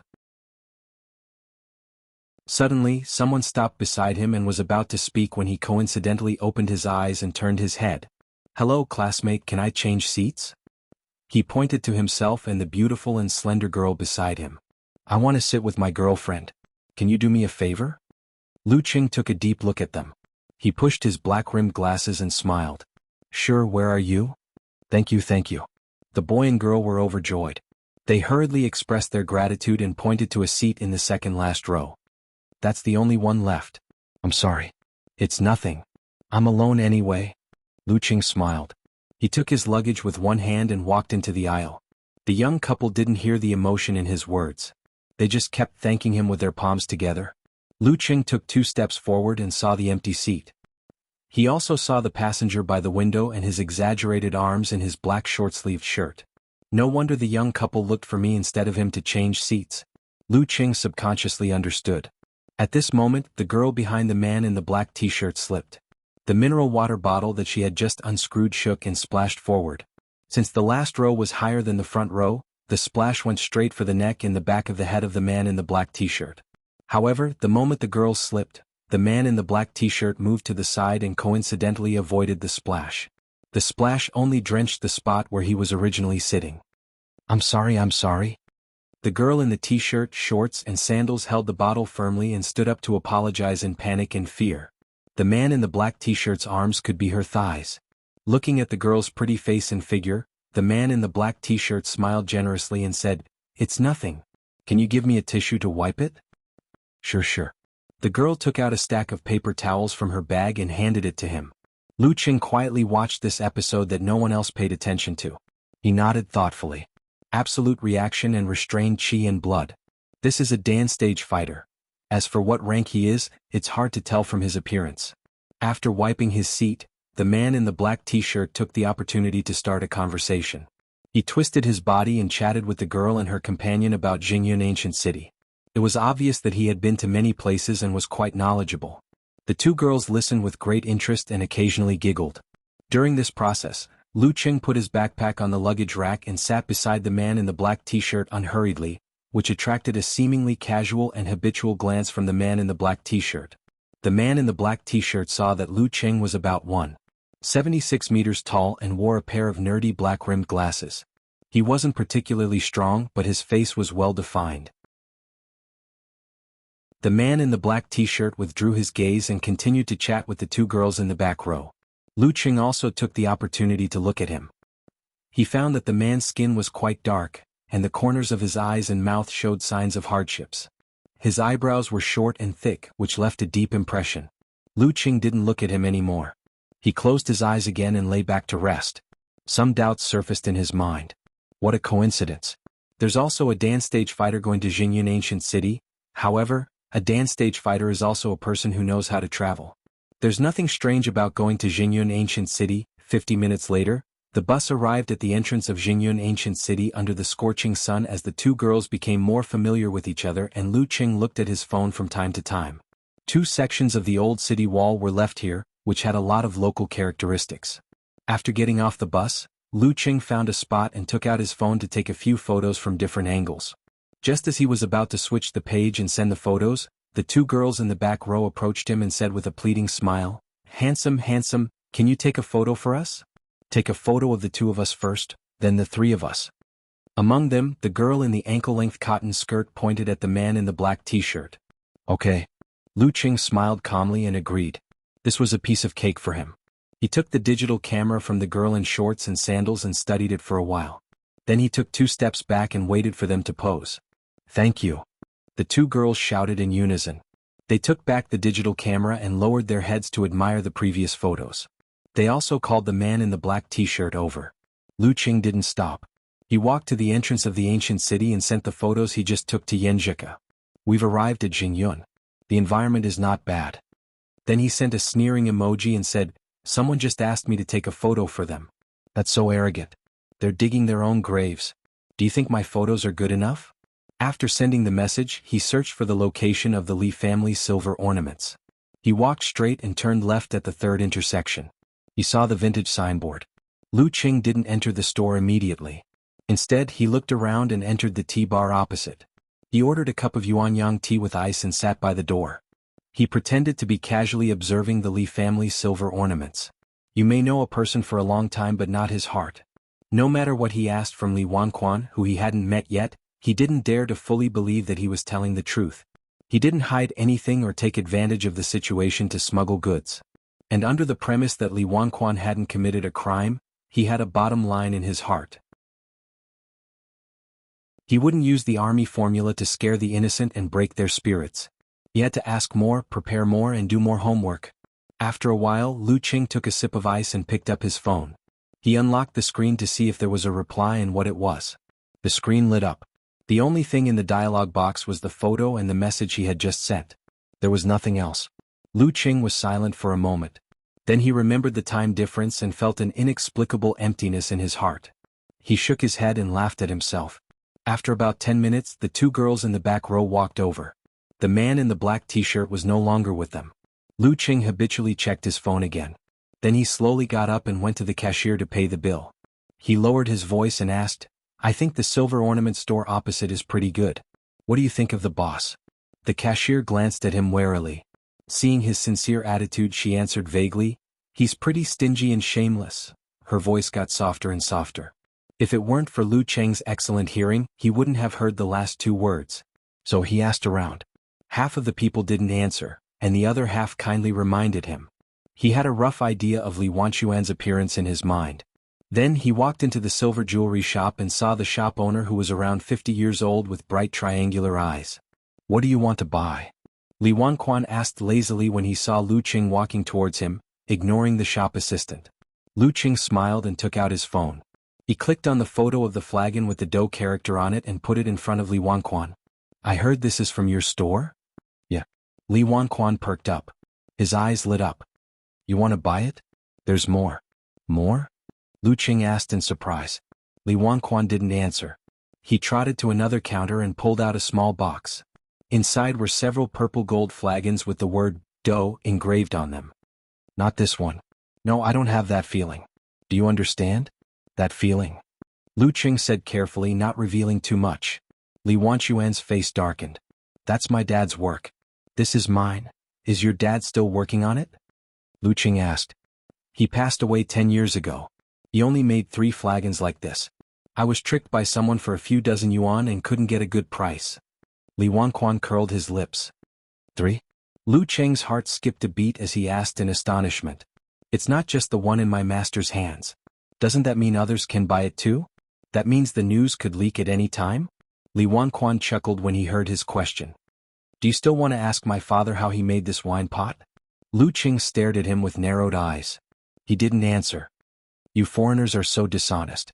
2 groups of people came to ask about it a while ago." Li Wanquan didn't stop until he was shocked. He even made a gesture of counting money with his hand. Chapter 442. 2 groups of people? Lu Qing narrowed his eyes and couldn't help but criticize his master in his mind. Isn't this a little too unreliable? Isn't he afraid that the fighting formula will be taken by others in advance? Why wait until I'm free? Is training more important than the fighting formula? Well, for master, it seems that he might really answer yes. He doesn't care about the 9 words formula at all. As he pondered, Lu Qing put away his other emotions and looked at Li Wanquan with a half-smile. 2 groups of people came to ask you? A while ago. You're still standing here. That means you didn't lie to them. Do you think I can make money by lying to you? Seriously? Li Wanquan said in a huff. He rubbed his thumb and index finger together and made a counting gesture. I heard that there are consultants who can make money by answering questions, right? Bro, you're outdated. Go on Weibo more often. You can make money by answering questions. Lu Cheng's mouth twitched. He smiled and said, How much do you want? 10,000. Li Wanquan's eyes flashed as he demanded an exorbitant price. Lu Cheng laughed deliberately. Why don't I ask Andy Xiao and the others? They just said that they've been seeing some familiar faces coming to you recently. Maybe you know where they've been hanging around recently, right? He was bluffing based on logic. If the two groups of people had succeeded, he could go to bed and leave the rest to the military. If they hadn't succeeded yet and ran into problems that required more information, it was very likely that they would come to Li Wanquan again and become the familiar face of a foreigner. It was impossible to tell whether or not the person was lying through their expressions or movements through the phone. Li Wanquan's eyes flickered. He forced a smile and said, What do they know? How about this? Since you're so sincere, I won't ask for much. Just a few hundred will do. Sure. Lu Cheng looked at the counter and pointed at a silver amulet with delicate patterns. 800. Add this. Okay. Li Wanquan took out the amulet swiftly. Here you go. Damn it, do you have to be so proactive? I still feel like I'm being cheated. Lu Cheng took the amulet, took out his wallet and counted the cash. He didn't plan to pay with his mobile phone because he didn't want to leave any information. Taking the 8 red notes, Li Wanquan beamed and said, Go to 15 Wanha Street and find old Nanny Chiu. When my mother was still alive, my father was with her. During that time he was often away from home. When he came back he would give my mother the wine pot he made. Yes, the one you want. Old Granny Chiu, number 15 Wanha Street. Lu Cheng memorized the name and continued, What kind of person is she? Li Wanquan lowered his voice and said, She was very mysterious. She didn't go out for a few days. But she was really handsome when she was young. Li Wanquan said in a low voice, She had a lot of lovers. They all trembled at the mention of her name. My father was the same. Lu Cheng listened without saying anything. When he was out of the door, he found a resident of Jingyun ancient city who was willing to answer his questions. He indirectly verified Li Wanquan's words. Carrying his luggage, he glanced at his phone and started walking toward Wanha Street according to the map. This was a relatively quiet alley, and the buildings were well preserved in their appearance from more than 100 years ago. Without looking at the wires in the air and the air conditioner hanging on the wall, Lu Cheng really felt like he was back in ancient times, wandering in the martial arts world. As he approached courtyard number 15, Lu Cheng felt goosebumps all over his body. He sensed several gazes from the dark. He didn't stop and kept walking. He passed by old Nanny Chiu's house and looked around leisurely, like a tourist passing by. When the scrutinizing eyes moved away from him, the door of courtyard number 15 opened with a creak. Lu Cheng turned his head and saw the strong man in a black t-shirt walking out of the courtyard. His face was gloomy. He looked into the dark and said in a low voice, She's gone. Before he could finish his words, he suddenly grinned and laughed louder and louder. Ha ha! The uncontrollable laughter echoed in the alley, which formed a strange contrast with the quiet atmosphere. Lu Cheng didn't hide his surprise and perfectly played the role of a bystander. He even picked up his phone to take a video of the man in the black t-shirt who had lost his composure. Several vigorous men and women ran out of the dark and surrounded the man in the black t-shirt, blocking the view of the bystander. Dozens of seconds later, the man in the black t-shirt calmed down and gasped for breath. One of the men and women walked toward Lu Cheng, deliberately shaking his muscles, trying to drive him away. Lu Cheng shook his head slightly and didn't stay. He turned around and left. Old Nanny Chiu is really weird. Now it seems that she has gone missing. How can I find her? Thoughts flashed through Lu Cheng's mind one after another. He vaguely understood why his master wanted to use this incident to train him. A martial artist couldn't spend his life in the ring. The ability to deal with complicated things without relying on martial arts was very important. After that, Lu Cheng didn't go to 15 Wanha Street anymore. Like a serious tourist, he wandered around Jingyun ancient city. He took a lot of photos, ate a lot of local specialties and inquired about many things. During this time he met the two girls in the back row again, but didn't see the man in the black t-shirt again. At around 8 o'clock in the evening, he was lying on the bed with his phone in hand, browsing the local news. Finally, a special reminder sounded. Yenjika sent a stretching emoji and said, Finally got over the jet lag. I was sleepy before but today I'm full of energy. Then she covered her mouth and laughed. Did they take a new picture of you after they asked you to? Beep beep beep. She replied to Lu Cheng's previous messages one by one, typing fast. I didn't pay attention. I guess it was. Lu Cheng began to talk about what he had seen today in high spirits. Once Yanjika was free, she would respond with interest. Before she went out, she sent a selfie and asked proudly, Cheng, what do you think of my outfit? She wore a pair of black-rimmed plain glasses, which covered half of her beautiful face. Her hair was tied into an ordinary hairstyle, and she was wearing a simple t-shirt and jeans. You don't have to be so old-fashioned, right? Lu Cheng replied with a smile. Yanjika replied with a clenched fist emoji, of course. I refuse to be harassed, concentrate on my studies, work hard, graduate early and find my Cheng. I'm afraid you'll feel depressed. Lu Cheng was touched and happy to persuade her. No, studying makes me happy. Yanjika replied with an emoji of adjusting her sunglasses. They chatted intermittently until Lu Cheng went to bed. The next morning he got up half an hour early to say goodnight to Yanjika, put on his dark martial arts suit, and ran to old Nanny Chio's house at number 15 Wanha Street.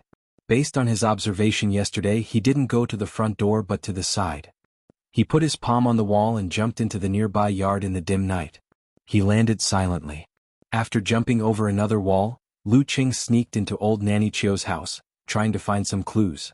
After what happened yesterday, there shouldn't be any danger here. With both feet on the ground, Lu Cheng quickly scanned the scene in the yard with the help of the dim light in the dark. He saw that there were a lot of old broken bottles and jars. Some were filled with water, some were planted with flowers, some were planted with vegetables, and some were full of disgusting filth. The ground wasn't smooth with cement. After a heavy rain in the middle of the night, it was muddy and there were 2 puddles. Lu Cheng walked around them softly and approached the door. When he was about to open it, he heard a squeak, which was like a clap of thunder in the quiet dark at 5 o'clock in the morning. With a clap of thunder, the door suddenly opened.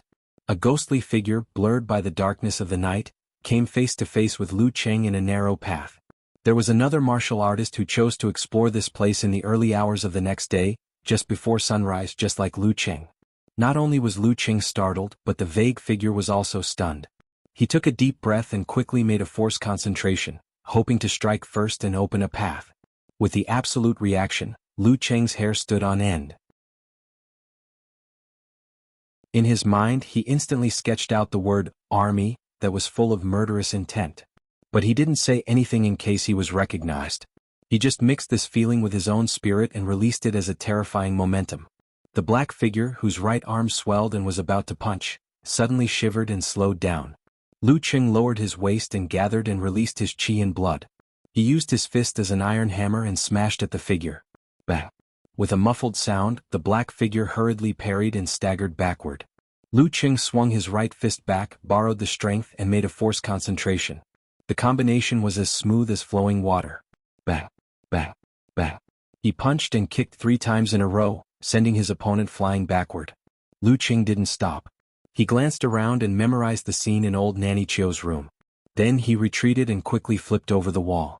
In less than 10 seconds he was back on the route of his morning exercise. In the room, the black figure knocked over old Nanny Chio's table. He was desperate and wanted to make a last struggle. But when he rolled away and stood up, he saw that the door was empty. It was dark and quiet. There was no enemy. The previous storm of attacks was like a dream. The black figure was stunned.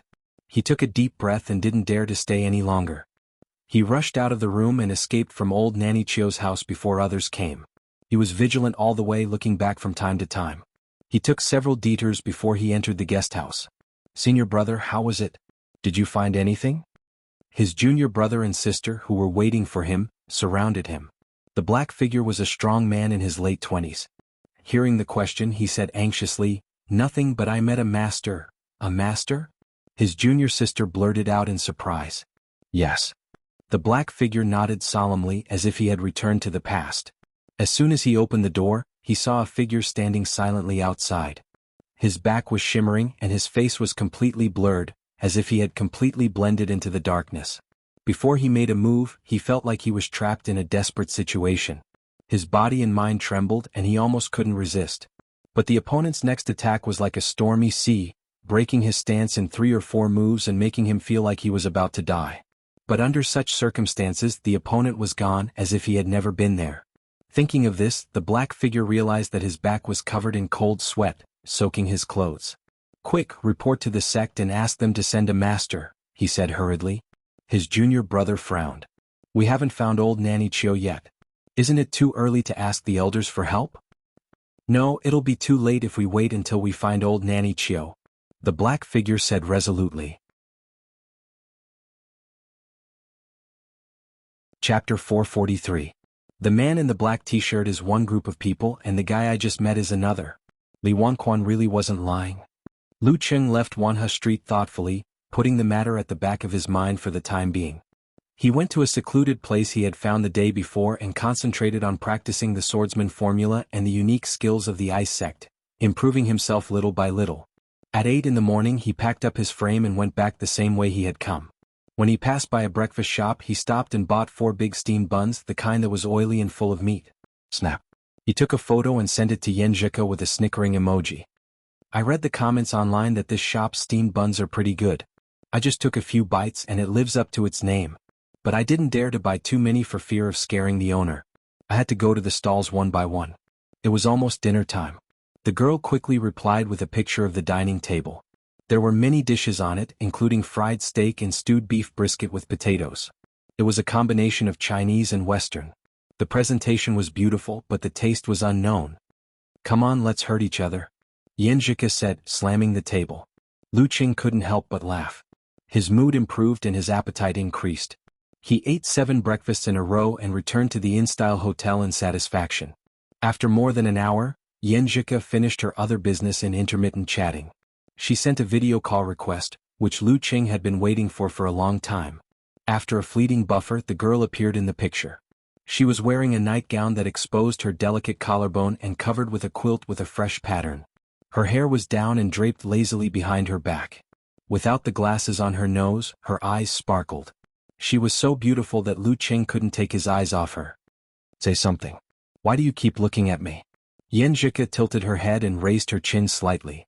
"Because you're pretty," Lu Qing said half jokingly, half sincerely. Yenjika's eyes curved into crescents. She spat. "You're exaggerating." They flirted for a while before the girl changed the topic out of concern for Lu Qing. "Qing, did you find anything at old Nanny Chio's?" "No, I bumped into a colleague before I entered the house. After a few rounds I realized that I had alerted the others, so I left. But judging from the situation in the yard, old Nanny Chio is indeed as mysterious, gloomy, and weird as the rumors say." Lu Qing truthfully described what he had seen and heard in front of his wife. "You even had a fight." Yenjika focused on the main point she was most concerned about. Lu Qing coughed twice and said, "It's nothing. After all, we live in a society governed by law. Who dares to hurt people casually? It's just a few moves and there was no killing intent. For others, it's not worth taking such a risk for a secret method. Especially since both sides were dance stage martial artists, they were definitely the backbone of their respective forces. If something were to happen to them, neither side would let the matter rest. A secret method was indeed precious, but it wasn't enough to put one in jail for half a life. If it didn't involve the mystery of the Jin Dan in his body, Lu Qing might not even have been interested in it. Some things were more like embellishments and icing on the cake. Therefore, he noticed that the black shadow was obviously restraining himself when he punched at the beginning. "You're right." Yenjika nodded slightly. She rolled her eyes and said thoughtfully, "Qing, yesterday you said that your master didn't care much about the 9 words formula and wasted a lot of precious time to train you. Let me think about it. Something seems wrong. Your master doesn't care about it, but what about the military? Aren't they also collecting the 9 words formula for research? Are they willing to take the risk of losing the fighting formula until you're free?"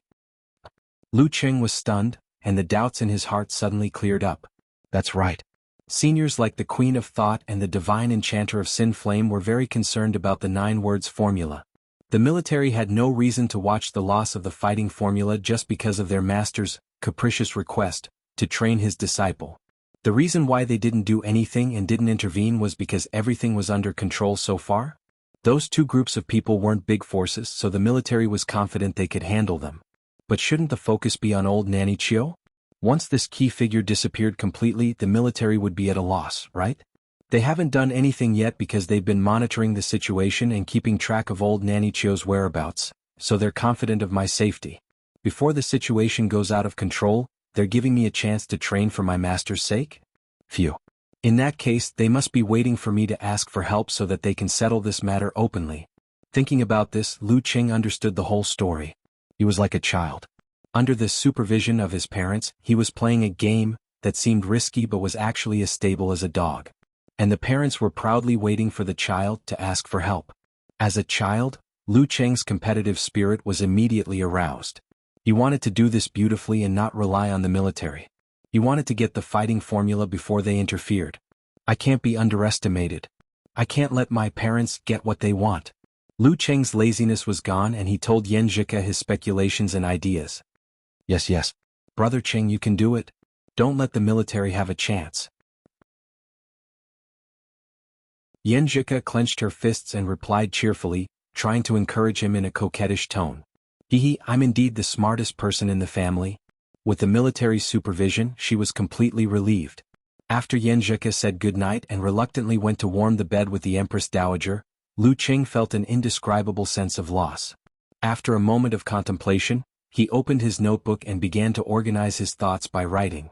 My advantage is that I'm wearing glasses, short hair, and a disguise.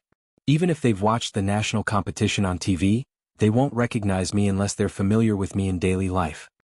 The other two groups of people either don't know about my existence or don't know who I am, so they can take advantage of me. My disadvantage is that I'm hiding in the shadows without the help of the military, so I can't collect as much information as the other two groups of people. After that, Lu Qing began to write down the possible ways to find old Nanny Chiu. First, I can ask for help from the authorities and the police. Second, the ancient city has a dark side and may be more well-informed. The locals have mentioned several times that even Zhou Wei suffered a loss because of old Nanny Chiu. Obviously, she's not an ordinary person. I can start from this clue.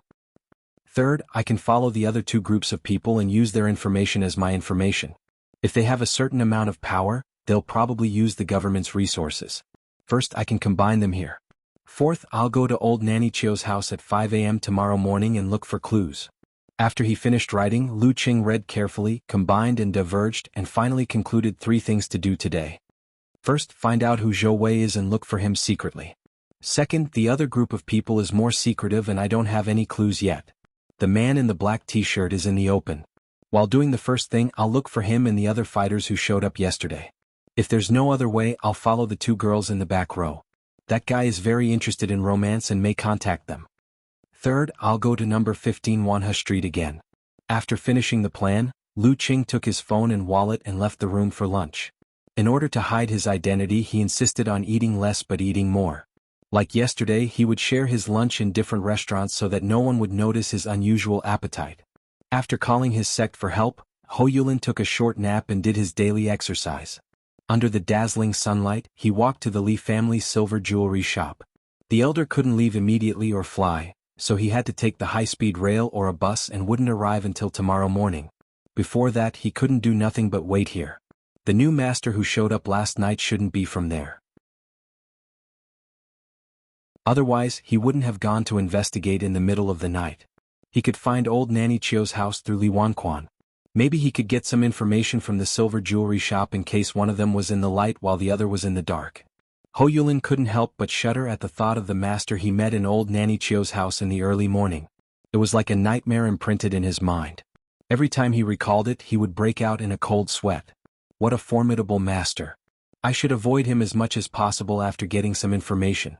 Ho Yulin looked up at the plaque with the words, Li Family Silver Jewelry Shop, and walked in. The triangular-eyed Li Wanquan glanced at the plaque and greeted him happily. He asked expectantly, "What do you want to ask today?" These foreigners, if they are not good at anything else, they are very generous. Ho Yulin took out his wallet, counted a stack of money and handed it to him. While complaining that he was so outdated that he couldn't scan the QR code to pay and was uneasy to monitor, Ho Yulin asked calmly, "Who else came to ask about old Nanny Chiu these days?"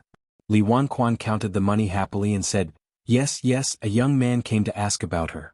He was about 23 or 24 years old, wearing a white shirt, jeans and a pair of big black-rimmed glasses.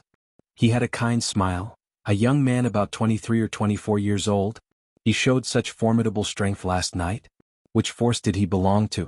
Ho Yulin pondered and asked a few more questions. Then he turned and left the silver jewelry shop. When he came to the street, he looked around casually, instinctively looking for a young man about 23 or 24 years old, wearing a white shirt, jeans and black-rimmed glasses. Well, there's one over there.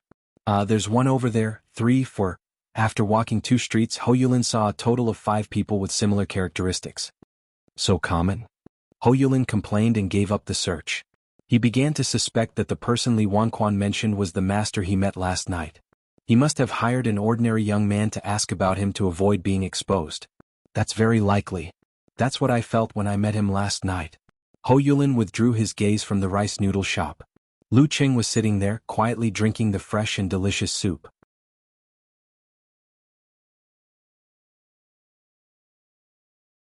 Chapter 444.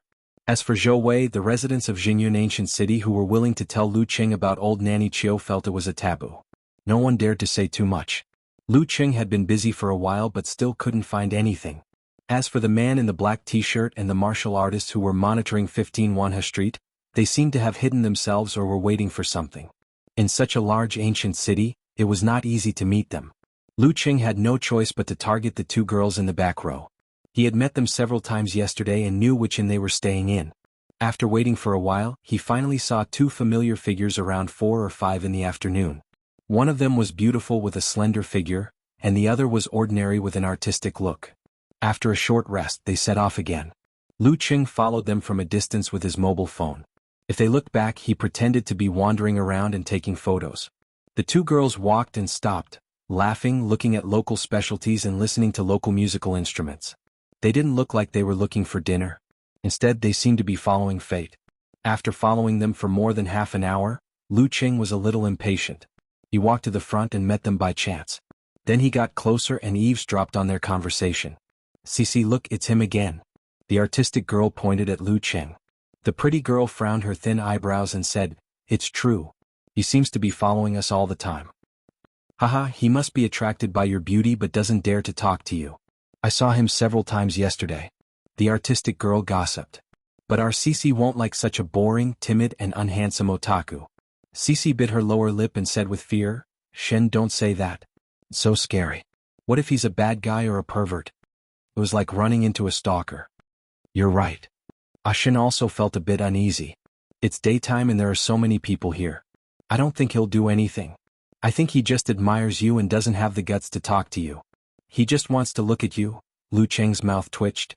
He didn't expect that his stalking would be discovered so soon, and that he would be regarded as a stalker. "Hey, I don't look like a pervert." "No, that's not the main point. Are my tracking skills that bad?" The answer is very definite. I don't have any tracking skills at all. He had never followed anyone before, so he didn't know what to avoid and what to pay attention to. Lu Qing almost covered his face and sighed. He hurriedly unlocked his phone and sent a message to his wife while following Cici and Shen. He described what had happened just now and expressed his grievances.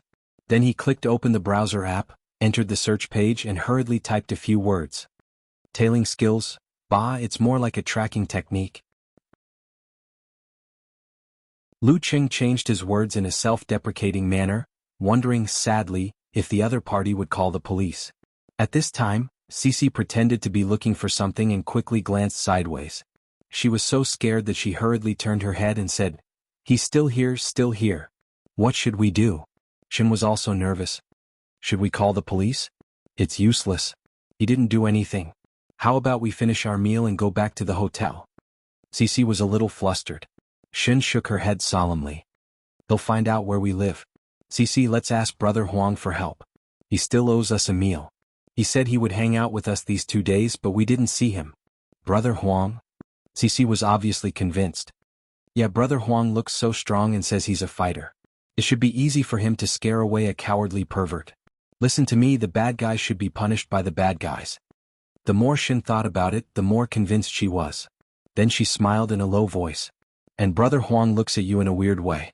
How can he let go of such a good opportunity to save a damsel in distress? You've been out of love for almost 3 months. You should give yourself a chance to be free." "Well, I'll ask him if he's free." Cici picked up her phone and switched to WeChat. She clicked on Huang Zihua, who she had just added yesterday, and typed a lot of words. After a few minutes she said happily, "He said he'll take care of this and asked us to meet him at Ian Bridge." Good, as expected of a pretty girl. Shen deliberately looked back at Lu Qing, only to see that he was still following them, pretending to be looking at his phone. Well, I found Brother Huang in the black t-shirt? Although I've achieved my goal, why don't I feel happy at all? Lu Qing thought and sighed inwardly. He planned to continue following the two girls until they were close to Yin Bridge. He didn't want to miss them if they changed their meeting point midway. Well, I have to learn some tracking skills on the way. After all, my target is a dance stage fighter. Go straight, turn again, go straight again. Cici suddenly handed her phone to Shen and said in a low voice, "Look." Shen took the phone in confusion and looked at it. Brother Huang said, "Don't be surprised that I didn't wait for you at Yin Bridge. I'll hide nearby so that the stalker won't run away. I have to teach him a lesson." Brother Huang is really... Shen didn't say much but gave Cici a thumbs up in surprise and joy. She was looking forward to what was going to happen next. Yes, Cici had the same feeling. That kind of pervert should be taught a lesson. Although he admires me, after walking for another 10 minutes or so, seeing that they were approaching the street where Yin Bridge was located, the two girls couldn't help but slow down their pace. They waited for Brother Huang to suddenly appear, grab the stalker behind them, drag him into the alley and teach him a good lesson. If they didn't do this on the street, it would be easy to attract onlookers, and it would be easy for the stalker to bite them back. Lu Qing decided to go ahead and stop following them. However, as soon as he moved, he felt that he was being stared at. Unexpectedly, the man in the black t-shirt appeared in front of him and ran towards him. Lu Qing's heart skipped a beat. Instead of dodging, he allowed the other party to approach him.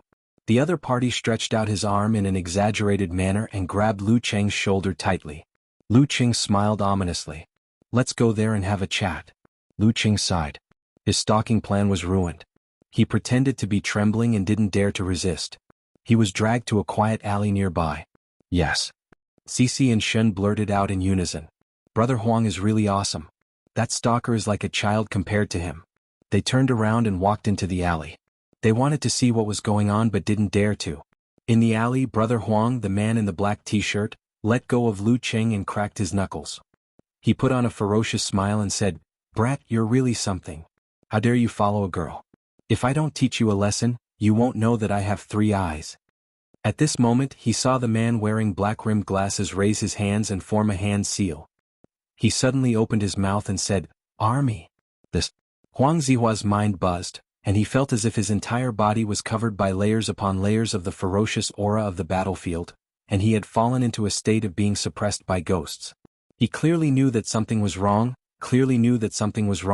yet no matter how he struggled, he couldn't wake up.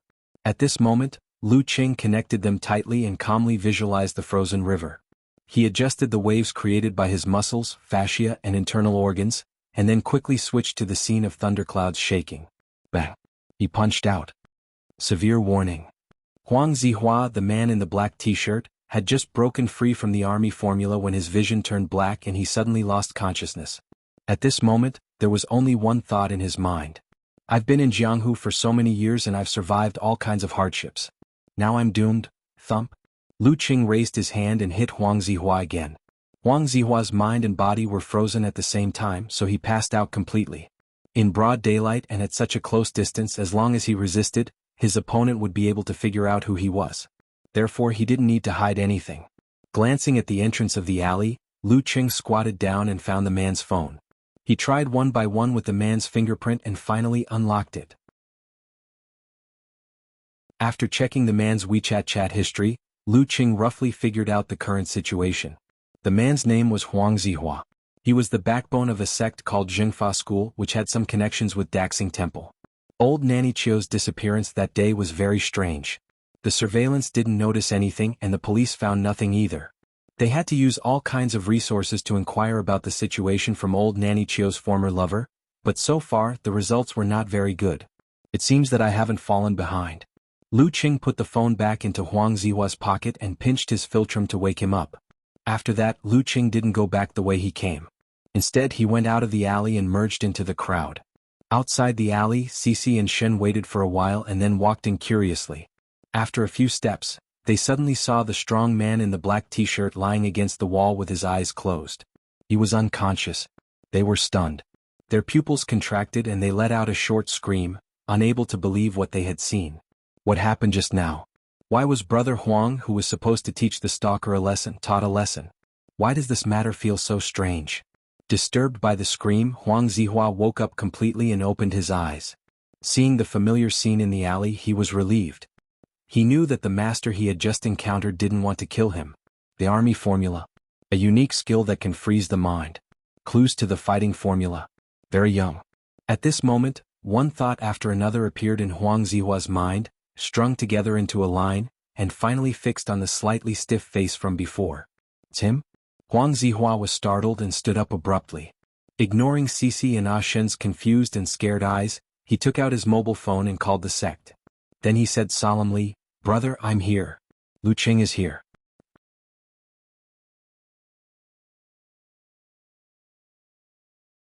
Chapter 445. The name Lu Qing meant a lot. Lu Qing was a peerless genius, one of the few fighters below the inhuman stage. He was almost as powerful as Peng Liyun before his breakthrough. They were no match for him at all. Therefore they had to ask one of the most powerful elders of their sect to come here and set off immediately. Lu Qing was not alone. He had the support of the Ice God sect. He might have come here carelessly without informing his sect, but in this situation he had to ask for help.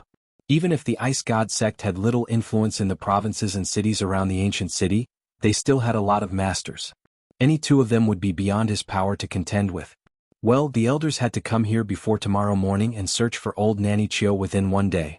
If they couldn't find her and get the clue of the fighting formula, they would leak this information to Daxing Temple and try to get something out of it. All kinds of thoughts flashed through the mind of Huang Zihua, the man in the black t-shirt. His tone and expression were solemn as he tried to get help from the other side of the phone. His words were concise and comprehensive, and he did not say much. Everything was contained in those two simple words. After hanging up the phone, Huang Zihua calmed himself down and glanced at Cici and Shen. He nodded reluctantly and said, "I've got something to do. I'll treat you to dinner later."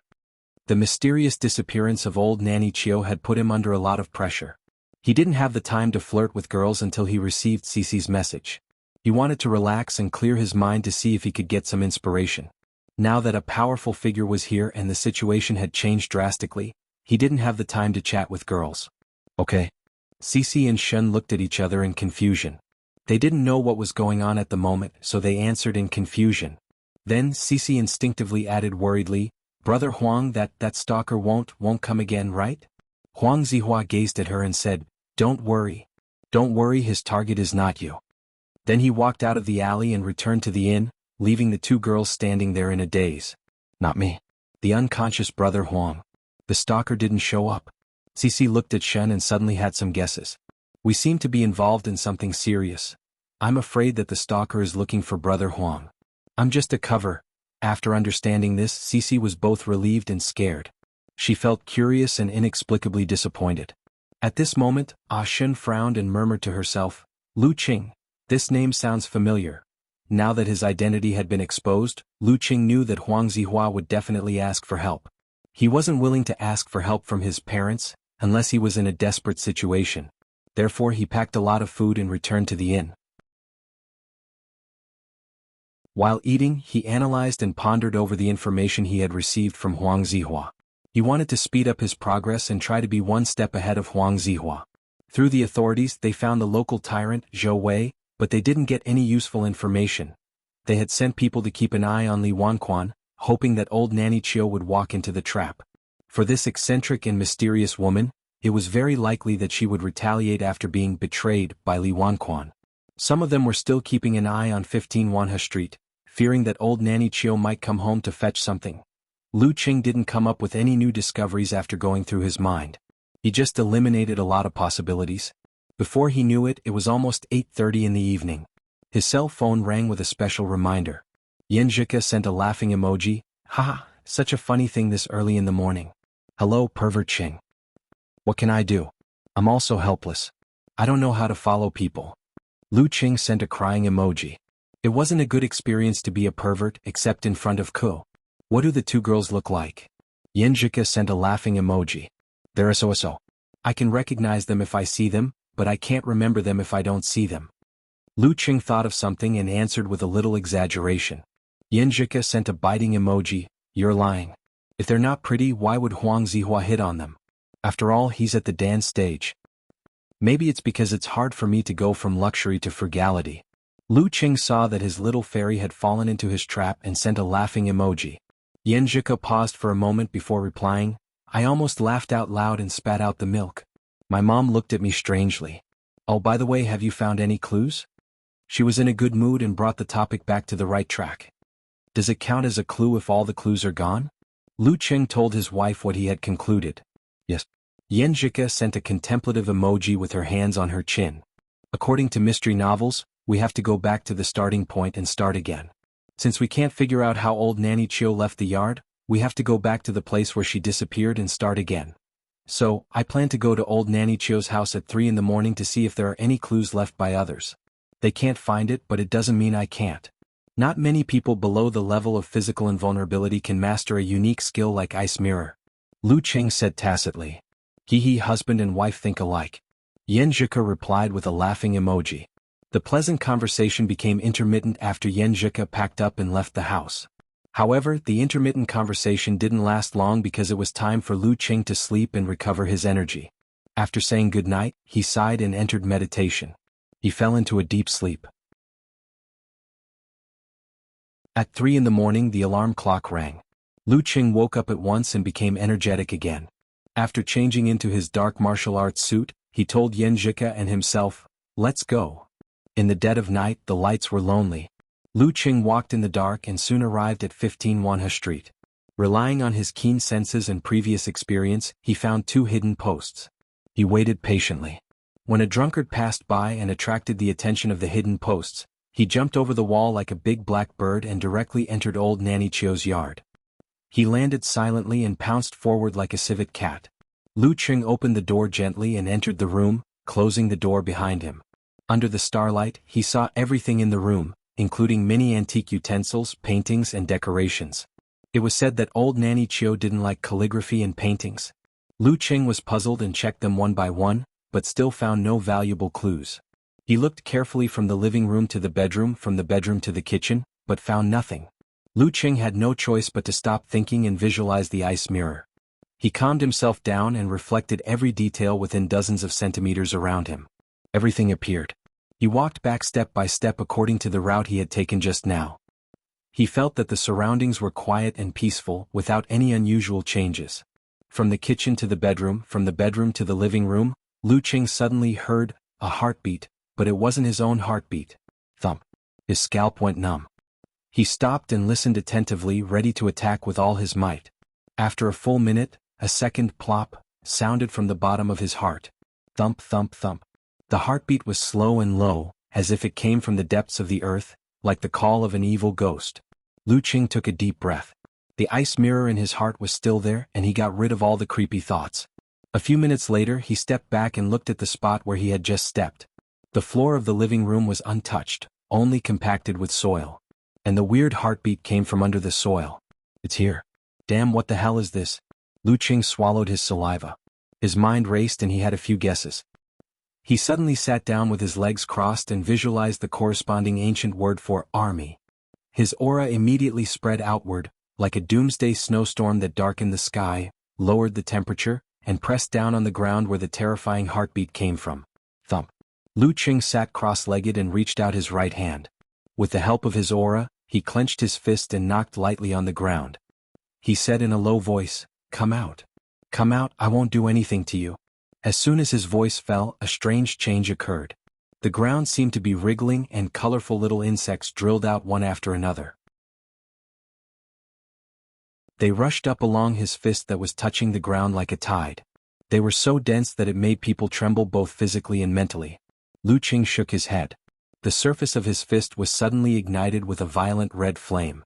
The colorful bugs were burned black before they could do anything. They fell like rain. When there were only a dozen bugs left, they finally stopped flying like moths to the flame.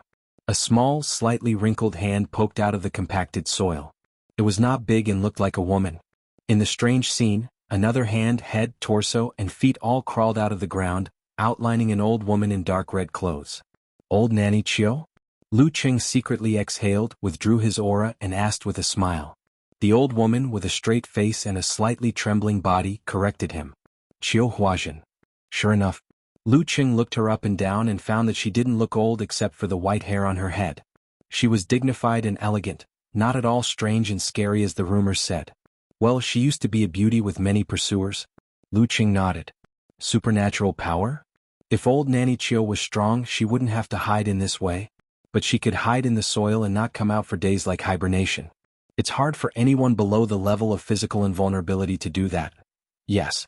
Qiu Huajin stared at him coldly. What do you want? Lu Qing was about to take out the picture of the fighting formula flagon when he suddenly had an idea. He looked at the decorations and said, "These are all antiques, right?" You know. Qiu Huajin's face changed dramatically. Not much, Lu Qing answered vaguely. You should tell me yourself. Old Nanny Qiu and her gang must be a grave robber gang. No wonder they could find something related to the fighting formula. Maybe they have killed people before. That's why they didn't want to discuss with those two groups and kept trying to escape.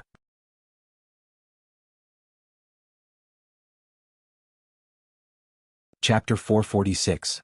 Old Nanny Qiu's explanation was similar to Lu Cheng's conjecture. She had been able to hibernate like an animal when she was young and could barely manipulate the soil. Later, she joined a grave-robbing gang and learned some basic voodoo. She often didn't go out of the house for a few days because she had quietly left the ancient city. In the eyes of the neighbors, she became more and more mysterious and strange. Those who had lived with her for a period of time felt that she was even more strange. Sometimes they felt a sense of horror and didn't dare to talk too much about her. The items related to the fighting formula were obtained during this process. Since most of them were damaged, the gang leader didn't value them much. Since Nanny Qiu liked similar items, he simply gave them to her and asked her to take them home, just like the broken bottles and jars outside her room. Once, they had a lot of loot and sold it for a lot of money. Internal strife broke out in the gang. Someone tried to kill the leader with a sneak attack. Qiu Huajin took advantage of her supernatural ability and voodoo to take most of the money and items. She fled back to her hometown where the other members didn't know. Since then, she rarely went out and lived a peaceful life. She would only sell 1 or 2 items when she needed money. Old Nanny Qiu had been living like this for years, until 2 groups of people suddenly came knocking on her door. She was ill-informed and didn't know anything about the 9 words formula. She didn't believe that the item related to the fighting character in her possession had any value. She suspected that the descendants of the gang members had found her and were waiting for helpers to gather. She couldn't help but feel terrified, but she didn't dare to call the police and walk right into the trap. She used witchcraft to temporarily intimidate the 2 groups of people. Under their surveillance, during the noisiest time of the day, she took a few of the most valuable items and sank into the ground. She planned to hibernate for half a month. This was also the limit of her supernatural ability. She would only escape when the people at the door no longer paid attention to this place. She was smart enough to get a fake identity in another city and own 2 houses. She only stayed in Jingyun because she didn't want to leave the hometown she was familiar with. I've said all I want to say. What do you want? Old Nanny Qiu looked at Lu Cheng with cold and fearful eyes. She wasn't very strong, but her witchcraft was mysterious and mysterious. That was why she didn't dare to fight the 2 groups of people head-on. She had to think of a way to escape. Facing the powerful and terrifying martial artists in front of her, it was hard for her to have any thoughts of resistance. Lu Cheng sighed to himself and smiled. Where's the jade pendant with the word "do" on it? Just for this? Old Nanny Qiu asked in surprise, her face full of confusion. Back then, that thing was just a piece of junk in the eyes of the leader. If it wasn't for its beauty, he wouldn't have wanted it. I'm just looking around. Lu Qing replied calmly. Old Nanny Qiu glanced at him suspiciously and took out a jade pendant from her pocket. The pendant had a unique pattern and a delicate design. In the center of the pendant, there was a word "fighting" engraved on it as if it was a work of God. The word "fighting" meant that it would never admit defeat. Lu Qing lifted his eyelids slightly and sized up the jade pendant. Due to the passage of time, the yin qi had corroded it and damaged it severely. Even the charm of the fighting character was only left with a faint trace. To others, it was impossible to use it to practice any secret method.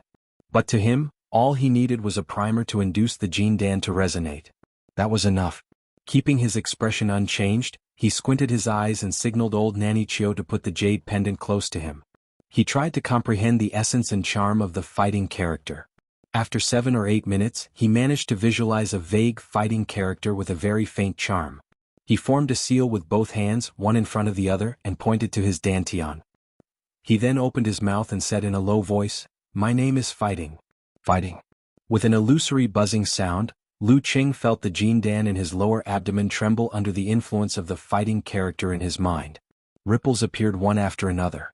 The dazzling stars and scorching grand sun moved quickly and formed a fighting character that was powerful, domineering, terrifying, and full of explosive power. The charm of never lowering one's head to face everything was as real as it could be. Connected in reverse, the visualization diagram in Lu Cheng's mind changed rapidly and presented the correct form, leaving a deep impression on him. Fighting. Under old Nanny Chio's astonished gaze, Lu Cheng opened his mouth again, his ancient voice echoing. His muscles bulged and his momentum soared into the sky, overflowing with a strong fighting spirit. Old Nanny Chio couldn't help but move back a little because of the explosive power. The fighting formula increased one's strength for one explosive strike. The better he practiced it and the better he mastered it, the more terrifying the result would be. It's a bit like Kaioken? Lu Cheng thought in delight as he finally mastered the fighting formula. However, the fighting formula hadn't increased his strength by more than 30%, and he estimated that it would increase by 1 or 2 times at most in the future.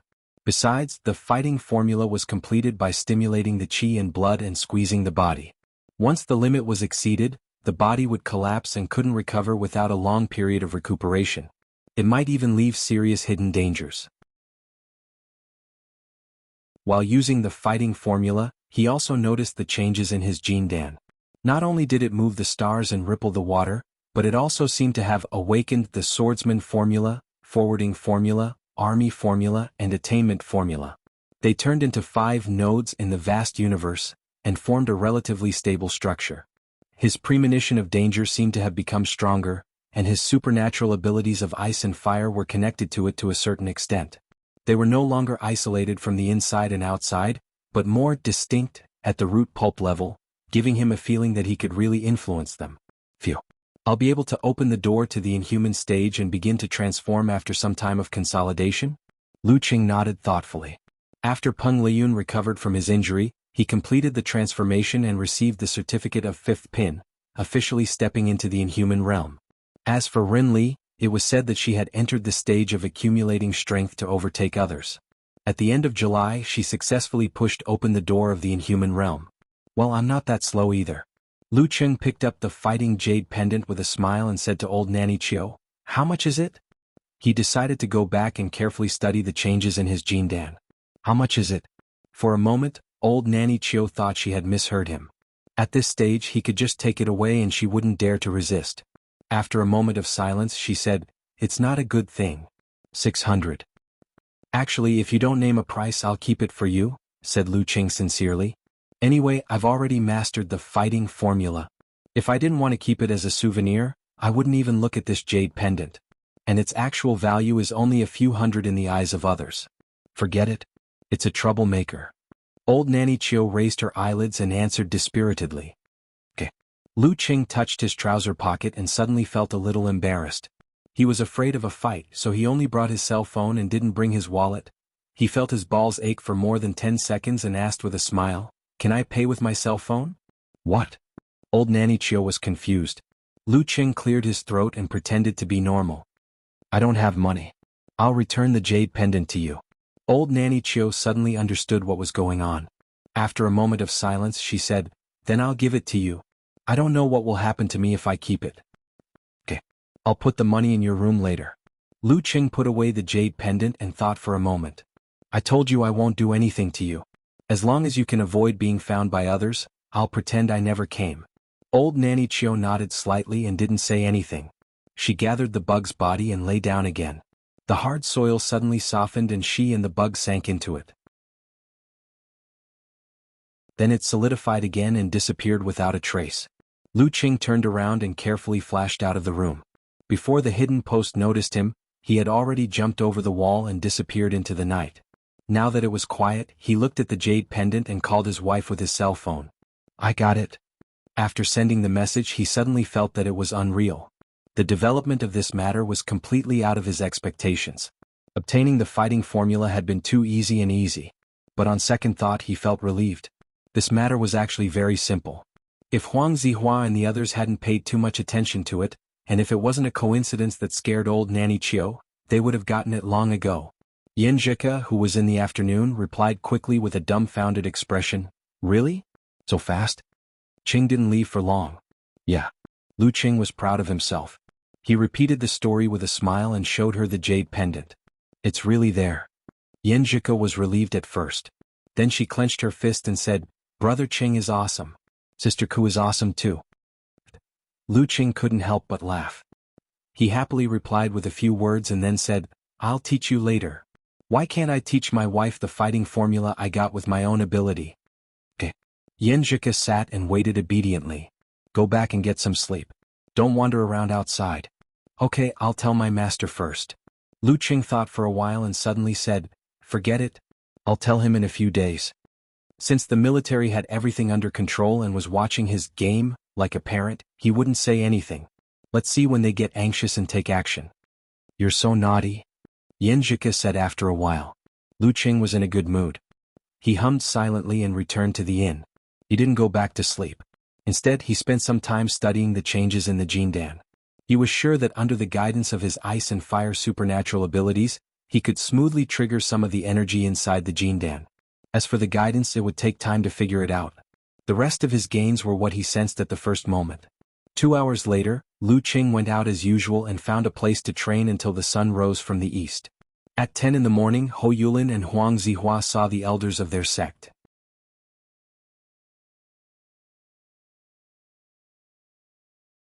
Chapter 447. Where is Lu Qing? Fang Fakue, the elder of the Zhengfa sect, whose forehead bulged like the god of longevity, asked in a deep voice. Huang Zihua was prepared for this question. He went to old Nanny Chio's house last night to look for clues, but I don't think he got anything. He didn't go out except for practicing martial arts this morning. He found out which hotel Lu Qing was staying in through the police and sent someone to keep an eye on it. He didn't expect to stop Lu Qing, but just wanted to know what was going on as soon as possible. Okay. Fang Fakue nodded slowly. Send more people to keep an eye on old Nanny Chio. I don't believe that she hasn't shown any abnormality in front of others all these years. What about you? Huang Zihua blurted out in confusion. Fang Fakue turned to look out of the window. I'll go to old Nanny Chio's house again to see if you missed any clues.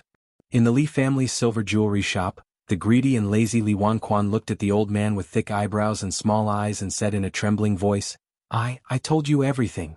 The old man was Wan Xingjiang, Ho Yulin's martial uncle. He was as intimidating as a lion or a tiger. He asked coldly, Really? Think about it again. Think about what your father told you about old Nanny Chio. Li Wanquan looked at Ho Yulin helplessly, only to find that Ho Yulin was admiring his silver jewelry and didn't care about it at all. His body and mind trembled as his thoughts raced. He remembered something and blurted it out. My father told me that she's actually very rich. She's a monster. After listening to Li Wanquan, Wan Xingjiang looked at his martial nephew and said thoughtfully, Old Nanny Chio might have some supernatural ability to escape from the surveillance. I'll go and check again. There should be some clues left. Yulin, you split into 2 groups. One group keeps an eye on Lu Qing and the other group doesn't hide anything. Follow the Zhengfa school. If we don't find anything today, we won't get anything. Yes, martial uncle? Ho Yulin said with a heavy heart. While the 2 groups of people were frantically searching for Yenjika, Lu Qing was sitting in front of the desk in the room, video chatting with Yenjika on the computer. The 2 of them didn't mention the fighting formula or the possible upheaval outside. Instead, they chatted about the interesting things the girl had encountered in the past few days as she settled down, went shopping and registered for classes. They also shared the customs of different countries and regions. Just then Lu Qing's phone rang. A call came in. He picked it up and saw that it was his master. Thus, he made a hand gesture to Little Fairy and chose to accept the call. Hello master, what's the matter? Lu Qing could vaguely guess the purpose of this call, so he pretended to be at a loss and asked. Geezer sure chuckled and said, You seem to have a lot of free time. Are you not anxious at all? Both sides have sent experienced experts over. Maybe Daxing Temple and the others will be involved. The military can't wait any longer. They plan to take over this matter. They asked you to stay aside and watch. Don't interfere. Sure. Lu Qing answered in a relaxed tone, which made Yenjika burst into laughter on the screen. She pursed her lips and looked at him sideways. Sis, you brat, something's not right. Cough cough, are you hiding something from me, your master? Are you really not anxious? Aren't you afraid that the fighting formula will fall into the hands of others? Are you really willing to be completely outclassed by the military? I'm not anxious. Why should I be anxious? Lu Qing answered with a smile. I've already mastered the fighting formula. Cough, cough, cough. Geezer sure seemed to have taken a sip of wine and spat out something. After a while, he said, When did you find the fighting formula? Not only did he find it, but he also mastered it.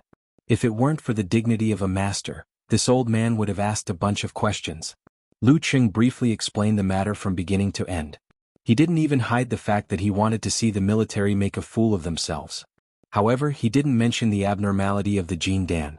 After all, his master had always acted like he didn't care much about it. You really do have an affinity with the 9 words formula. Geezer sure sighed and chuckled. It's good that you didn't mention it. Those guys are so arrogant. Damn master, you're a respected senior. How can you have the same bad thoughts as a child like me? Lu Qing complained. He chuckled and said, Master, you have to tell me about the military's reaction. You didn't have to wait here for a few days. Jingyun Ancient City was such a big place that 2 or 3 days was the limit. It was hard to say when the military would realize something was wrong. Hey you little brat, you're really asking for a beating. Go back and rest, then come to Wuxia province. The fighting formula still needs to be given to the military. You have to get the Emperor Yen force as soon as possible. Try to complete the sublimation of the 2 forces before you transform. Geezer sure smiled satisfactorily and instructed. Yes, master. Lu Qing answered cheerfully. When he hung up, he saw Yenjika covering her mouth and giggling. Cheng, you two are indeed master and disciple. They really do have a tacit understanding in certain aspects. Lu Qing deliberately squinted at her. Ku, are you mocking me for being as unreliable as my master? Yenjika turned her eyes and smiled. Her right hand made a phone call gesture. Hello, is this Coach Sure?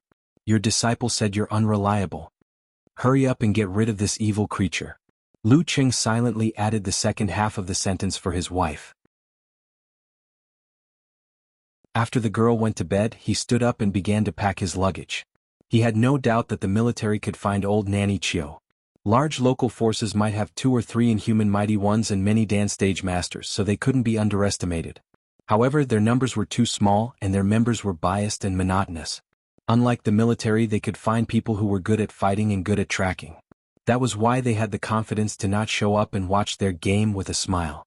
Under such circumstances, how could old Nanny Chio, who was only a dabbler in concealment, escape?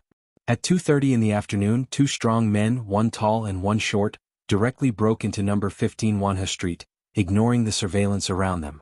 Fang Fakue and Wan Xingjiang, who had returned in vain in the morning, hurried over with Huang Zihua and Ho Yulin. They were on high alert and looked on indifferently. The 2 men kept a straight face and didn't care about the gazes on them. They searched carefully from outside to inside.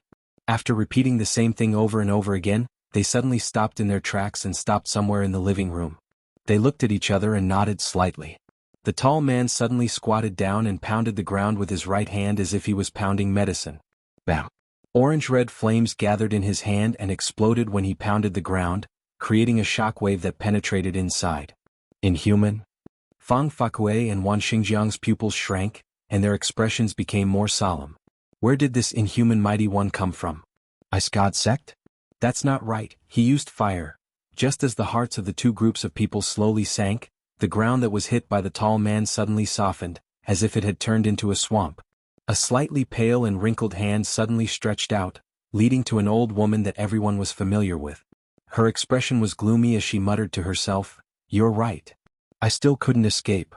Old Nanny Chio? She didn't escape at all. She had been hiding underground all this time. Huang Zihua and Ho Yulin were stunned at first, and then they were filled with regret. She actually had such a supernatural ability and means. If we had thought of this earlier, we wouldn't have been beaten to the ground by these 2 mighty ones. The tall man and the short man looked at each other and showed a relaxed and complacent smile. The tall man turned to old Nanny Chio and said, We can leave the rest of your business to the police. But where is the object with the word "do" inscribed on it? Old Nanny Chio looked at him strangely and then she laughed. Someone has taken it away. Who? Who took it? The tall man and the short man's smiles froze as they asked anxiously. Fang Fakue and the others were stunned and looked at each other. Someone came earlier? Oh. Who? Old Nanny Chio thought for a while and said, A young man of medium height, wearing black clothes. He looks quite energetic. He came here last night. Came here last night? A name suddenly popped up in everyone's mind. Lu Qing. After getting rid of the surveillance, Lu Qing got on the bus leaving Jingyun Ancient City. It didn't take long for him to receive a call from his master and know what had happened there. Although it wasn't detailed enough, it was easy to imagine that he was amused for 5 minutes and typed a long message to Yenjika. At this moment he suddenly thought of something. He clicked on the military's Rapid March, who was in charge of contacting him. Scratching head and smiling expression. Can you do me a favor? I still owe old Nanny Chio 600 yuan for the jade pendant. Can you help me? I'll transfer the money to you via QQ. He was quite nervous when he sent the message, expecting a reply of F***CK your mother. But Rapid March was quite restrained.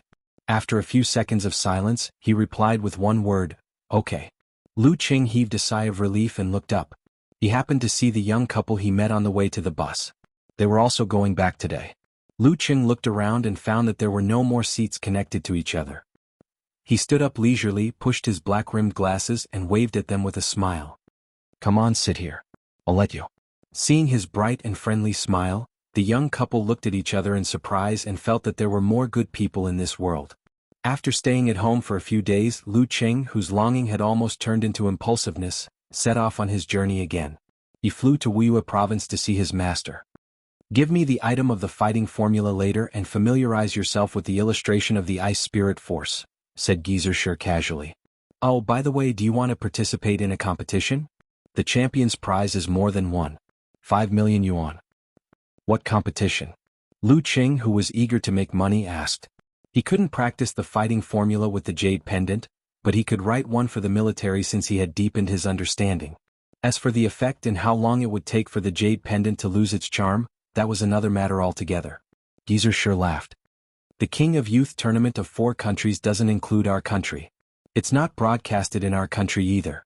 This time, we're invited to participate in the competition with 4 wild cards.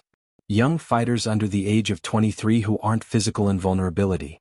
If you want to participate and use a different style of fighting to complete your transformation, I can help you get a spot. When? Which countries?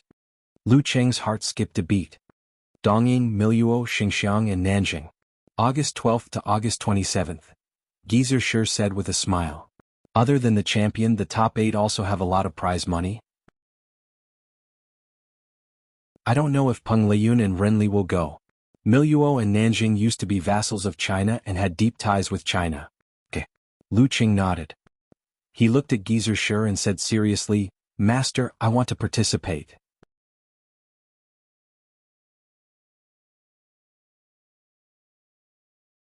Chapter 448. Sure. Geyser thought for a moment and added, Don't embarrass me. Miluo, Xinjiang, and Nanjing were the places where he had spent most of his time between the war-torn zones and China. He had plenty of acquaintances and friends. Master, do you have so little confidence in me? Lu Qing lampooned. He knew Shi Jiangwo's pride was at work again. After a dozen seconds of silence, Lu Qing asked curiously, Master, what kind of young experts are there in these 4 countries? How would I know? Why would an old man like me care about these juniors? Geyser replied with a look of disdain. Anyway, there are definitely Inhumans but not many of them. Alright, hurry up and give me the fighting formula. Okay. Lu Qing had already observed the layout of his senior sister's house. As soon as he finished speaking, he bounced into the study. He unfolded the rice paper, pressed it with a paperweight, picked up the brush and dipped it in ink. He took a deep breath, calmed his heart and focused his mind. In his mind he sketched out every stroke of the fighting character. Explosiveness, strength, dominance, vigor, and an unyielding spirit leaped out. His wrist hovered and the brush pressed down. The ink burned brightly as if it was about to burst out of the white paper and soar into the sky. When he was done, Lu Qing nodded in satisfaction as he looked at the spirited ink. This is much better than my usual signature. However, Meng Qi's energy, Qi spirit and will had not yet reached the level of connecting with heaven and earth. The charm of the depiction could not be stabilized as time passed. At most 3 months, at least 1 month, this Dou character could no longer be used for visualization and practice. It could only be like the Qian character he wrote for Wang Su, suppressing certain emotions with the remaining feelings until it completely returned to normal after a few years. Anyway, I'll just write it for them when it's no longer effective.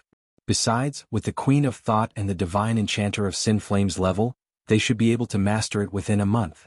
Lu Cheng's thoughts wandered. He picked up the rice paper on the table, walked into the living room, and handed it to Geezer Shur with a smile. Master, this is the fighting formula. That's it? Geezer Shur asked in astonishment. Where's the fighting formula I got from old Nanny Chio? From his expression, Lu Cheng interpreted the meaning of your F***king kidding me. He felt embarrassed and smiled. Master, old Nanny Chio's item is half broken. I restored the charm by myself, just like how I comprehended the attainment formula from the notes of Shushan's study. As he spoke, he scrolled through his phone and found the photo he had taken for Yanjika. He had left the jade pendant at home and planned to bring it to Songqing in September. When he went to America, he would give it to his little fairy as a souvenir. Geezer Shur glanced at it, coughed twice, and resumed his "I've seen everything" attitude. Like I said, you and the 9 words formula are connected by fate. You can say that the Longhu immortal passed it on to you. As he spoke, he put away Lu Cheng's fighting formula and changed the topic. Since you're here, you can go through the formalities and get a visa to America. Once the quota is approved, we'll deal with the King of Youth League. For the next few days, you should train hard here and suppress the transformation. Try to grasp the basics of the visualization of Ice Spirit Force as soon as possible. Speaking of this, he took out a rolled-up atlas from his pocket and said jokingly, "This is my legacy. This is a memento of your master when I was at my peak. Don't lose it, you brat." Originally, I was going to lend you grandmasters for you to visualize, but after thinking about it for a while, martial arts have evolved for so many years. His comprehension, is a little unsuitable. It's better to use mine. Master, you're already able to make a visualization atlas that can be handed down from generation to generation? Lu Cheng exclaimed in both astonishment and admiration. Isn't that obvious? Back then, I was only one step away from entering the forbidden area. Geezer Shur's eyes were filled with pride. Lu Cheng didn't hide his admiration and reached out to take the atlas. As soon as he held it, he felt that the paper that carried the visualization of Ice Spirit Force was so light that it seemed weightless. It was like the emptiness of nothingness that couldn't even retain a trace of heat. All that was left was absolute and eternal coldness, darkness, and loneliness. At this moment, Lu Cheng's thoughts seemed to have drifted into the boundless coldness without a trace of light. After some time, he came back to his senses and saw his master's smiling face. Ice Spirit Holy Light Atlas. Ice Spirit Holy Light Atlas. Lu Cheng nodded slightly and unfolded the atlas in his hand. He saw that it was filled with flowing sparkling light. The light against the darkness was dreamy, beautiful, and pure, but it gave off a feeling of loneliness, darkness, and extreme coldness. Geezer Shur smiled and said, Ice Spirit Force will be formed when the Ice Spirit Force is connected to the Ice Spirit Holy Light diagram. When the transformation is completed, the force will be close to instinct. Only the Ice Spirit Holy Light diagram is needed, which can be used together with the eruption of Dan Force. Lu Cheng took a deep breath and felt the joy of finally coming into contact with top-level martial arts. This wasn't something that could be mastered easily. It couldn't be mastered in 10 to 20 minutes like the 9 words formula. It required a certain amount of time to succeed. For this, he had to suppress the transformation of his root pulp. If he had known, he would have practiced Ice Spirit Force and Emperor Yen Force in advance. However, Master probably didn't expect him to complete the crucial breakthrough so quickly and reach the inhuman stage. Was it because of my exaggeration that Master was unreliable? Lu Cheng repented for 2 minutes. In the next few days he only went out to handle the procedures. Most of his free time was spent studying and comprehending the Ice Spirit Holy Light Atlas. Based on his understanding of the cold and his 2 years of experience in the Ice Sect, he gradually gained some insights. After settling the procedures for leaving the country, Lu Cheng finally got his hands on the Emperor Yen Atlas before the 4-nation tournament. Its charm faded quickly, the kind that wouldn't take more than 10 days. It seemed to be a little revenge from the military. This atlas was the exact opposite of the Ice Spirit Holy Light Atlas. Although it was only a piece of paper, it felt heavy when held in one's hand. It was as though countless dust particles had accumulated on it. When it finally exceeded the critical point, it collapsed and ignited everything, spewing out unimaginably hot flames. On the atlas was a drawing of a god wearing a tall crown and ancient robes. The core was a very dense mass that spread out layers of flames of different colors. They formed a ceremonial robe, majestic and terrifying. Combined with the Prairie Fire Atlas from before, he could master Emperor Yen Force. Alright brat, hurry up and practice. Once you've mastered both ice and fire, you can undergo the transformation, Geezer Shur instructed. Geezer sure reminded him, go to Huahai tomorrow and meet up with the others at Haidong Airport. This is the contact number. Although it's an individual competition, we still have to go together as a team. Hey, if you don't go, you won't understand. The host this time was Xinjiang's capital, Fulua. Master, who else is participating? Lu Qing inquired curiously. He wondered if there was anyone he knew. Geezer sure chuckled, then suddenly put on a straight face and said, I didn't ask. Lu Qing tactfully returned to his room and packed his luggage. Then he took out his phone and sent a message to Yenjika. I'm going to Huahai. Who would have thought that my first overseas trip would be to Xinjiang instead of America? The message was like a stone sinking into the ocean. It was midnight there.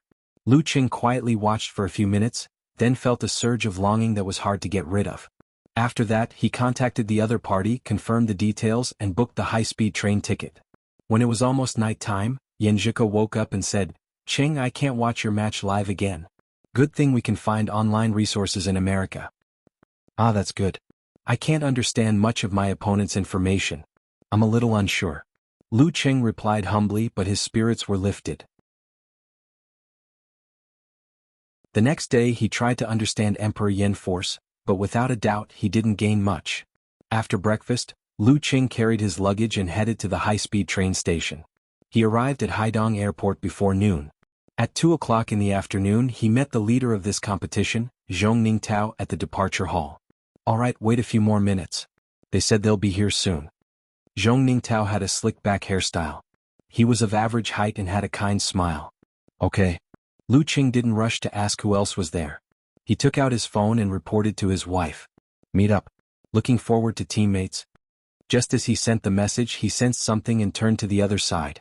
He saw a young man in a white t-shirt and casual pants walking over with his luggage.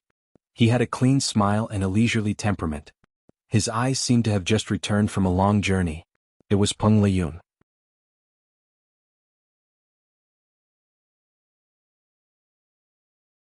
Chapter 449. Peng Liyun. He's going as expected. It's really the King of Youth League this time. The thought flashed across Lu Cheng's mind. He raised his right hand and was about to greet him. He wanted to exchange some pleasantries about Peng Liyun's condition but remembered that he was the one who had caused Peng Liyun's most serious injury. Greeting him was akin to taunting and mocking him. He smiled and squeezed out a word. Hi. His opponent from a few months ago had suddenly become his teammate. Hello. Peng Liyun approached and waved calmly. I thought you might come. Lu Qing laughed and said, to broaden my horizons and strengthen my foundation. After he finished speaking, he waited for Peng Liyun's response. However, all of a sudden, an inexplicable silence filled the air. Lu Qing looked over in puzzlement, only to find the refreshed and clean Peng Liyun standing there. His eyes were unfocused, as if he had gone on a mental journey in an instant. He didn't stumble at all and completely ignored Lu Qing. This is King awkward. Lu Qing, who lacked experience in interacting with others, couldn't help but laugh dryly. He turned to Zhong Ningtao and pretended to be normal. He's just like that. Don't mind him. Anyway, it's very consistent with the rumors. Zhong Ningtao shrugged his shoulders like an American and replied with a smile, I know. Hence, he wasn't in a hurry to greet him.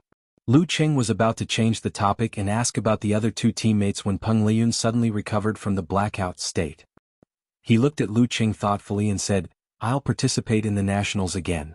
Lu Qing nodded and replied with a smile, Me too. As soon as he finished, he saw Peng Liyun sitting next to him. His eyes were wandering again. His phone is just for show. I heard that he wants to play games too. Lu Qing thought to himself. He saw the door open at the top of the nearest elevator. A young man with long hair and headphones walked out. He was also a martial artist that Lu Qing knew, and Chaoyang, who had joined the Xinghai Club and was personally taught by the Queen of Thought. And Chaoyang glanced at them and said with a surprised smile, You're not going for a competition, right? You're going to challenge them. The two real heavenly sons of China were going for a competition together. Before Lu Qing could answer, Zhong Ningtao, who was sitting on the other side of him, said with a smile, That's good, that's good. That's why they dared to give us wild cards. Otherwise, why didn't they invite us in the past few years? The Japanese are so prideful. If they don't have any confidence, they'd rather play by themselves behind closed doors. Why would they take the initiative to find someone to ruin their business? Are there any experts over there? Lu Qing asked curiously. He had investigated the situation of the martial artists in Japan, Xinjiang, and other countries. However, due to the language barrier, he could only look at a few external websites. His understanding was quite superficial, and he could only have a general impression. Zhong Ningtao said with a smile, "Strong is only relative. This competition is open to anyone under the age of 23. It's normal for every country to have one or two inhuman geniuses, but in terms of age and potential, they can't compare to you. We've been keeping an eye on them and collecting information. I've already sorted it out and will send it to you when we arrive at Fulua." Okay. And Chaoyang nodded calmly. After joining the Xinghai Club under the personal tutelage of the Queen of Thought, he had made rapid progress. He felt confident that he would be able to break through to the inhuman stage in the next year, which was before he was 23 years old. Therefore, he did not have any psychological trauma when encountering such an enemy. Lu Cheng's blood was boiling with excitement. He couldn't wait to experience the martial arts of other countries and spar with their geniuses. Moreover, due to communication issues, it would be difficult to understand each other in this competition like in China. There would be more surprises and surprises. Well, if the information provided by the leader wasn't detailed enough, he could ask Unparalleled Dragon King in the group later to see if he had more information. Sounds interesting. Peng Liyun had come back from his days at some point and said with interest. Hearing his words, Lu Qing couldn't help but complain to himself. Could this guy be a cyborg? He's in power-saving mode when he's not fighting or learning? Well, it's very possible. They weren't familiar with each other and they weren't extroverted like Kai Zhongming. After chatting for a few minutes, Peng Liyun went back to daydreaming. And Chaoyang put on his headphones and focused on enjoying the music. Lu Qing and the leader Zhong Ningtao were left looking at each other. Luckily, Lu Qing was someone who had been influenced by Talker for a long time. He didn't let the atmosphere become awkward. After waiting for a while, the fourth member still didn't appear. Zhong Ningtao stood up and looked around. He didn't find anything. Should I call and ask? Alright, who is it? Lu Qing finally asked the question that he had forgotten. You guys know each other, Renli? Zhong Ningtao took out his phone and wondered if he should urge the genius girl. Renli? This is really the strongest team. Lu Qing was shocked. He thought that Renli, who had almost completed her transformation, would focus on stabilizing herself and wouldn't join in the fun. Who knew that she would join in? Well, the inhuman stage belonged to the internal division of the dance stage. The martial arts they practiced were not much different from when they were at 6th pin. Renli had already mastered what she needed to master. As for what she hadn't mastered, she wouldn't be able to master in such a short time. Just like himself, he had already mastered all the martial arts below physical invulnerability of the ice sect. Even though there were more than 100 dance stage kung fu styles, there were only 20 to 30 styles that were actually needed to be practiced. The rest were all created by predecessors and improved upon. Furthermore, the improved versions were re-recorded as new styles. That was why there were so many kung fu styles. For example, the 26th style of the ice sect, ice burning, was an improved version of the 112th style, snow burning, and was placed at the top of the list when the kung fu was rewritten. Renli? And Chaoyang took off his headphones. He was surprised and amused. Leader, you should give her a call. Otherwise, we won't be able to wait. As one of Renli's old rivals, he knew her better than Lu Qing and Zhong Ningtao. On the other side, Peng Liyun had also come back to his senses. He nodded in agreement. All right. Zhong Ningtao dialed the number. After a few seconds, he heard Renli's voice. Hello. Hello, Renli. I'm Zhong Ningtao, your leader. I contacted you 2 days ago. Where are you now? After introducing himself, Zhong Ningtao went straight to the point. After a moment of silence, a calm voice came from the phone. Leader, I think I'm lost. Lost. Zhong Ningtao was dumbfounded. He almost forgot to think. After a few seconds, he said hurriedly, hurry up and ask the people next to you to confirm your current location. He knew that Renli had a bad sense of direction, but he didn't expect her to be this bad. After a moment, Renli answered without any anxiety or anger. They said I'm in T2. They said. Zhong Ningtao's mouth twitched. He hurriedly said, we're in T1. Hurry up and come over. Don't, no. An Chaoyang and Peng Liyun tried to stop her. Only Lu Cheng was stunned. Was Renli's sense of direction terminal? Zhong Ningtao turned around blankly and looked at the two who spoke. Leader, you should go and pick her up. Otherwise she might have left the airport. And Chaoyang smiled helplessly. Having a bad sense of direction wasn't scary. It was knowing that they had a bad sense of direction, but they were confident and took the initiative to lead the way. Unfortunately, Renli belonged to the latter. Okay. Zhong Ningtao was speechless. He asked Rinli to ask for her current location and search for her. After about 20 minutes, Lu Qing and the others finally saw Rinli in an orange t-shirt and denim shorts. Hello. The delicate doll-like girl nodded politely. Lu Qing, Peng Liyun and En Chaoyang looked at each other and heaved a sigh of relief. They then greeted her back. Lu Qing took the opportunity and sent a message to Yan Zhike with a proud expression. My teammates this time are Peng Liyun, Rinli and En Chaoyang. The strongest heavenly team. At this time it was still midnight in America. Once everyone had gathered, they used their passports to get their tickets and queued up to go through the security check. They waited for half an hour in the VIP lounge before boarding the plane. Since they were in the first class, they were the first to enter. Then Lu Qing saw Rinli dragging her suitcase and staring straight ahead. She didn't look back and didn't even look at the seat number beside her. He twitched his mouth and reminded her, Rinli here. As Lu Qing spoke, Peng Liyun and Chaoyang and Zhong Ningtao also stopped her. Rinli stopped and looked at where they were pointing. She showed an embarrassed expression and ran back with small steps to put her luggage in the seat above. After she sat down, Lu Qing glanced at the terminally ill young lady. He then looked at En Chaoyang, who was wearing headphones and had entered his own world, and Peng Liyun, who was sitting on his left. He didn't know what he was thinking, but he completely ignored the stewardess greetings. His heart suddenly skipped a beat. Damn it, I can't be the only normal person in this heavenly team, right? These three guys don't seem reliable no matter how I look at them. Thinking of this, he picked up his phone and complained to his wife. At this moment, Yan Zhike suddenly popped up and replied, Hey! Aha, brother Qing, you can do it. Why are you awake? Don't delay your classes tomorrow. Lu Qing replied happily. Can't I wake up in the middle of the night? Yan Zhike replied. The two of them immediately started chatting happily. After a few minutes, Peng Liyun, Rinli and En Chaoyang all looked at Lu Qing, who was smiling and playing with his phone. They all had the same expression that Lu Qing had when he looked at them just now. After successfully arriving at Fulua, the capital of Xinjiang, Lu Qing and the others got on the bus and arrived at the hotel. After checking in, Rinli took the lead and led the way to the restaurant. She was grabbed by the leader, Zhong Ningtao. The consequence of Zhong Ningtao grabbing her shoulder was that she used absolute reaction and threw him to the ground. While Lu Qing was mourning for him, on the other side of the hotel lobby, two men who looked like Japanese were observing them and comparing them to the photos on their phones. They are the strongest ones, said one of the Japanese men in a low voice. You're tuning in to the Han Li's Wuxia Chronicles YouTube channel. We're so grateful for your support, and don't forget to subscribe to join us on this incredible journey through captivating stories. Your generosity through donations truly makes a world of difference, as it's the primary source of revenue that allows me to expand and enhance this channel for you. Thank you from the bottom of my heart for being a part of this adventure.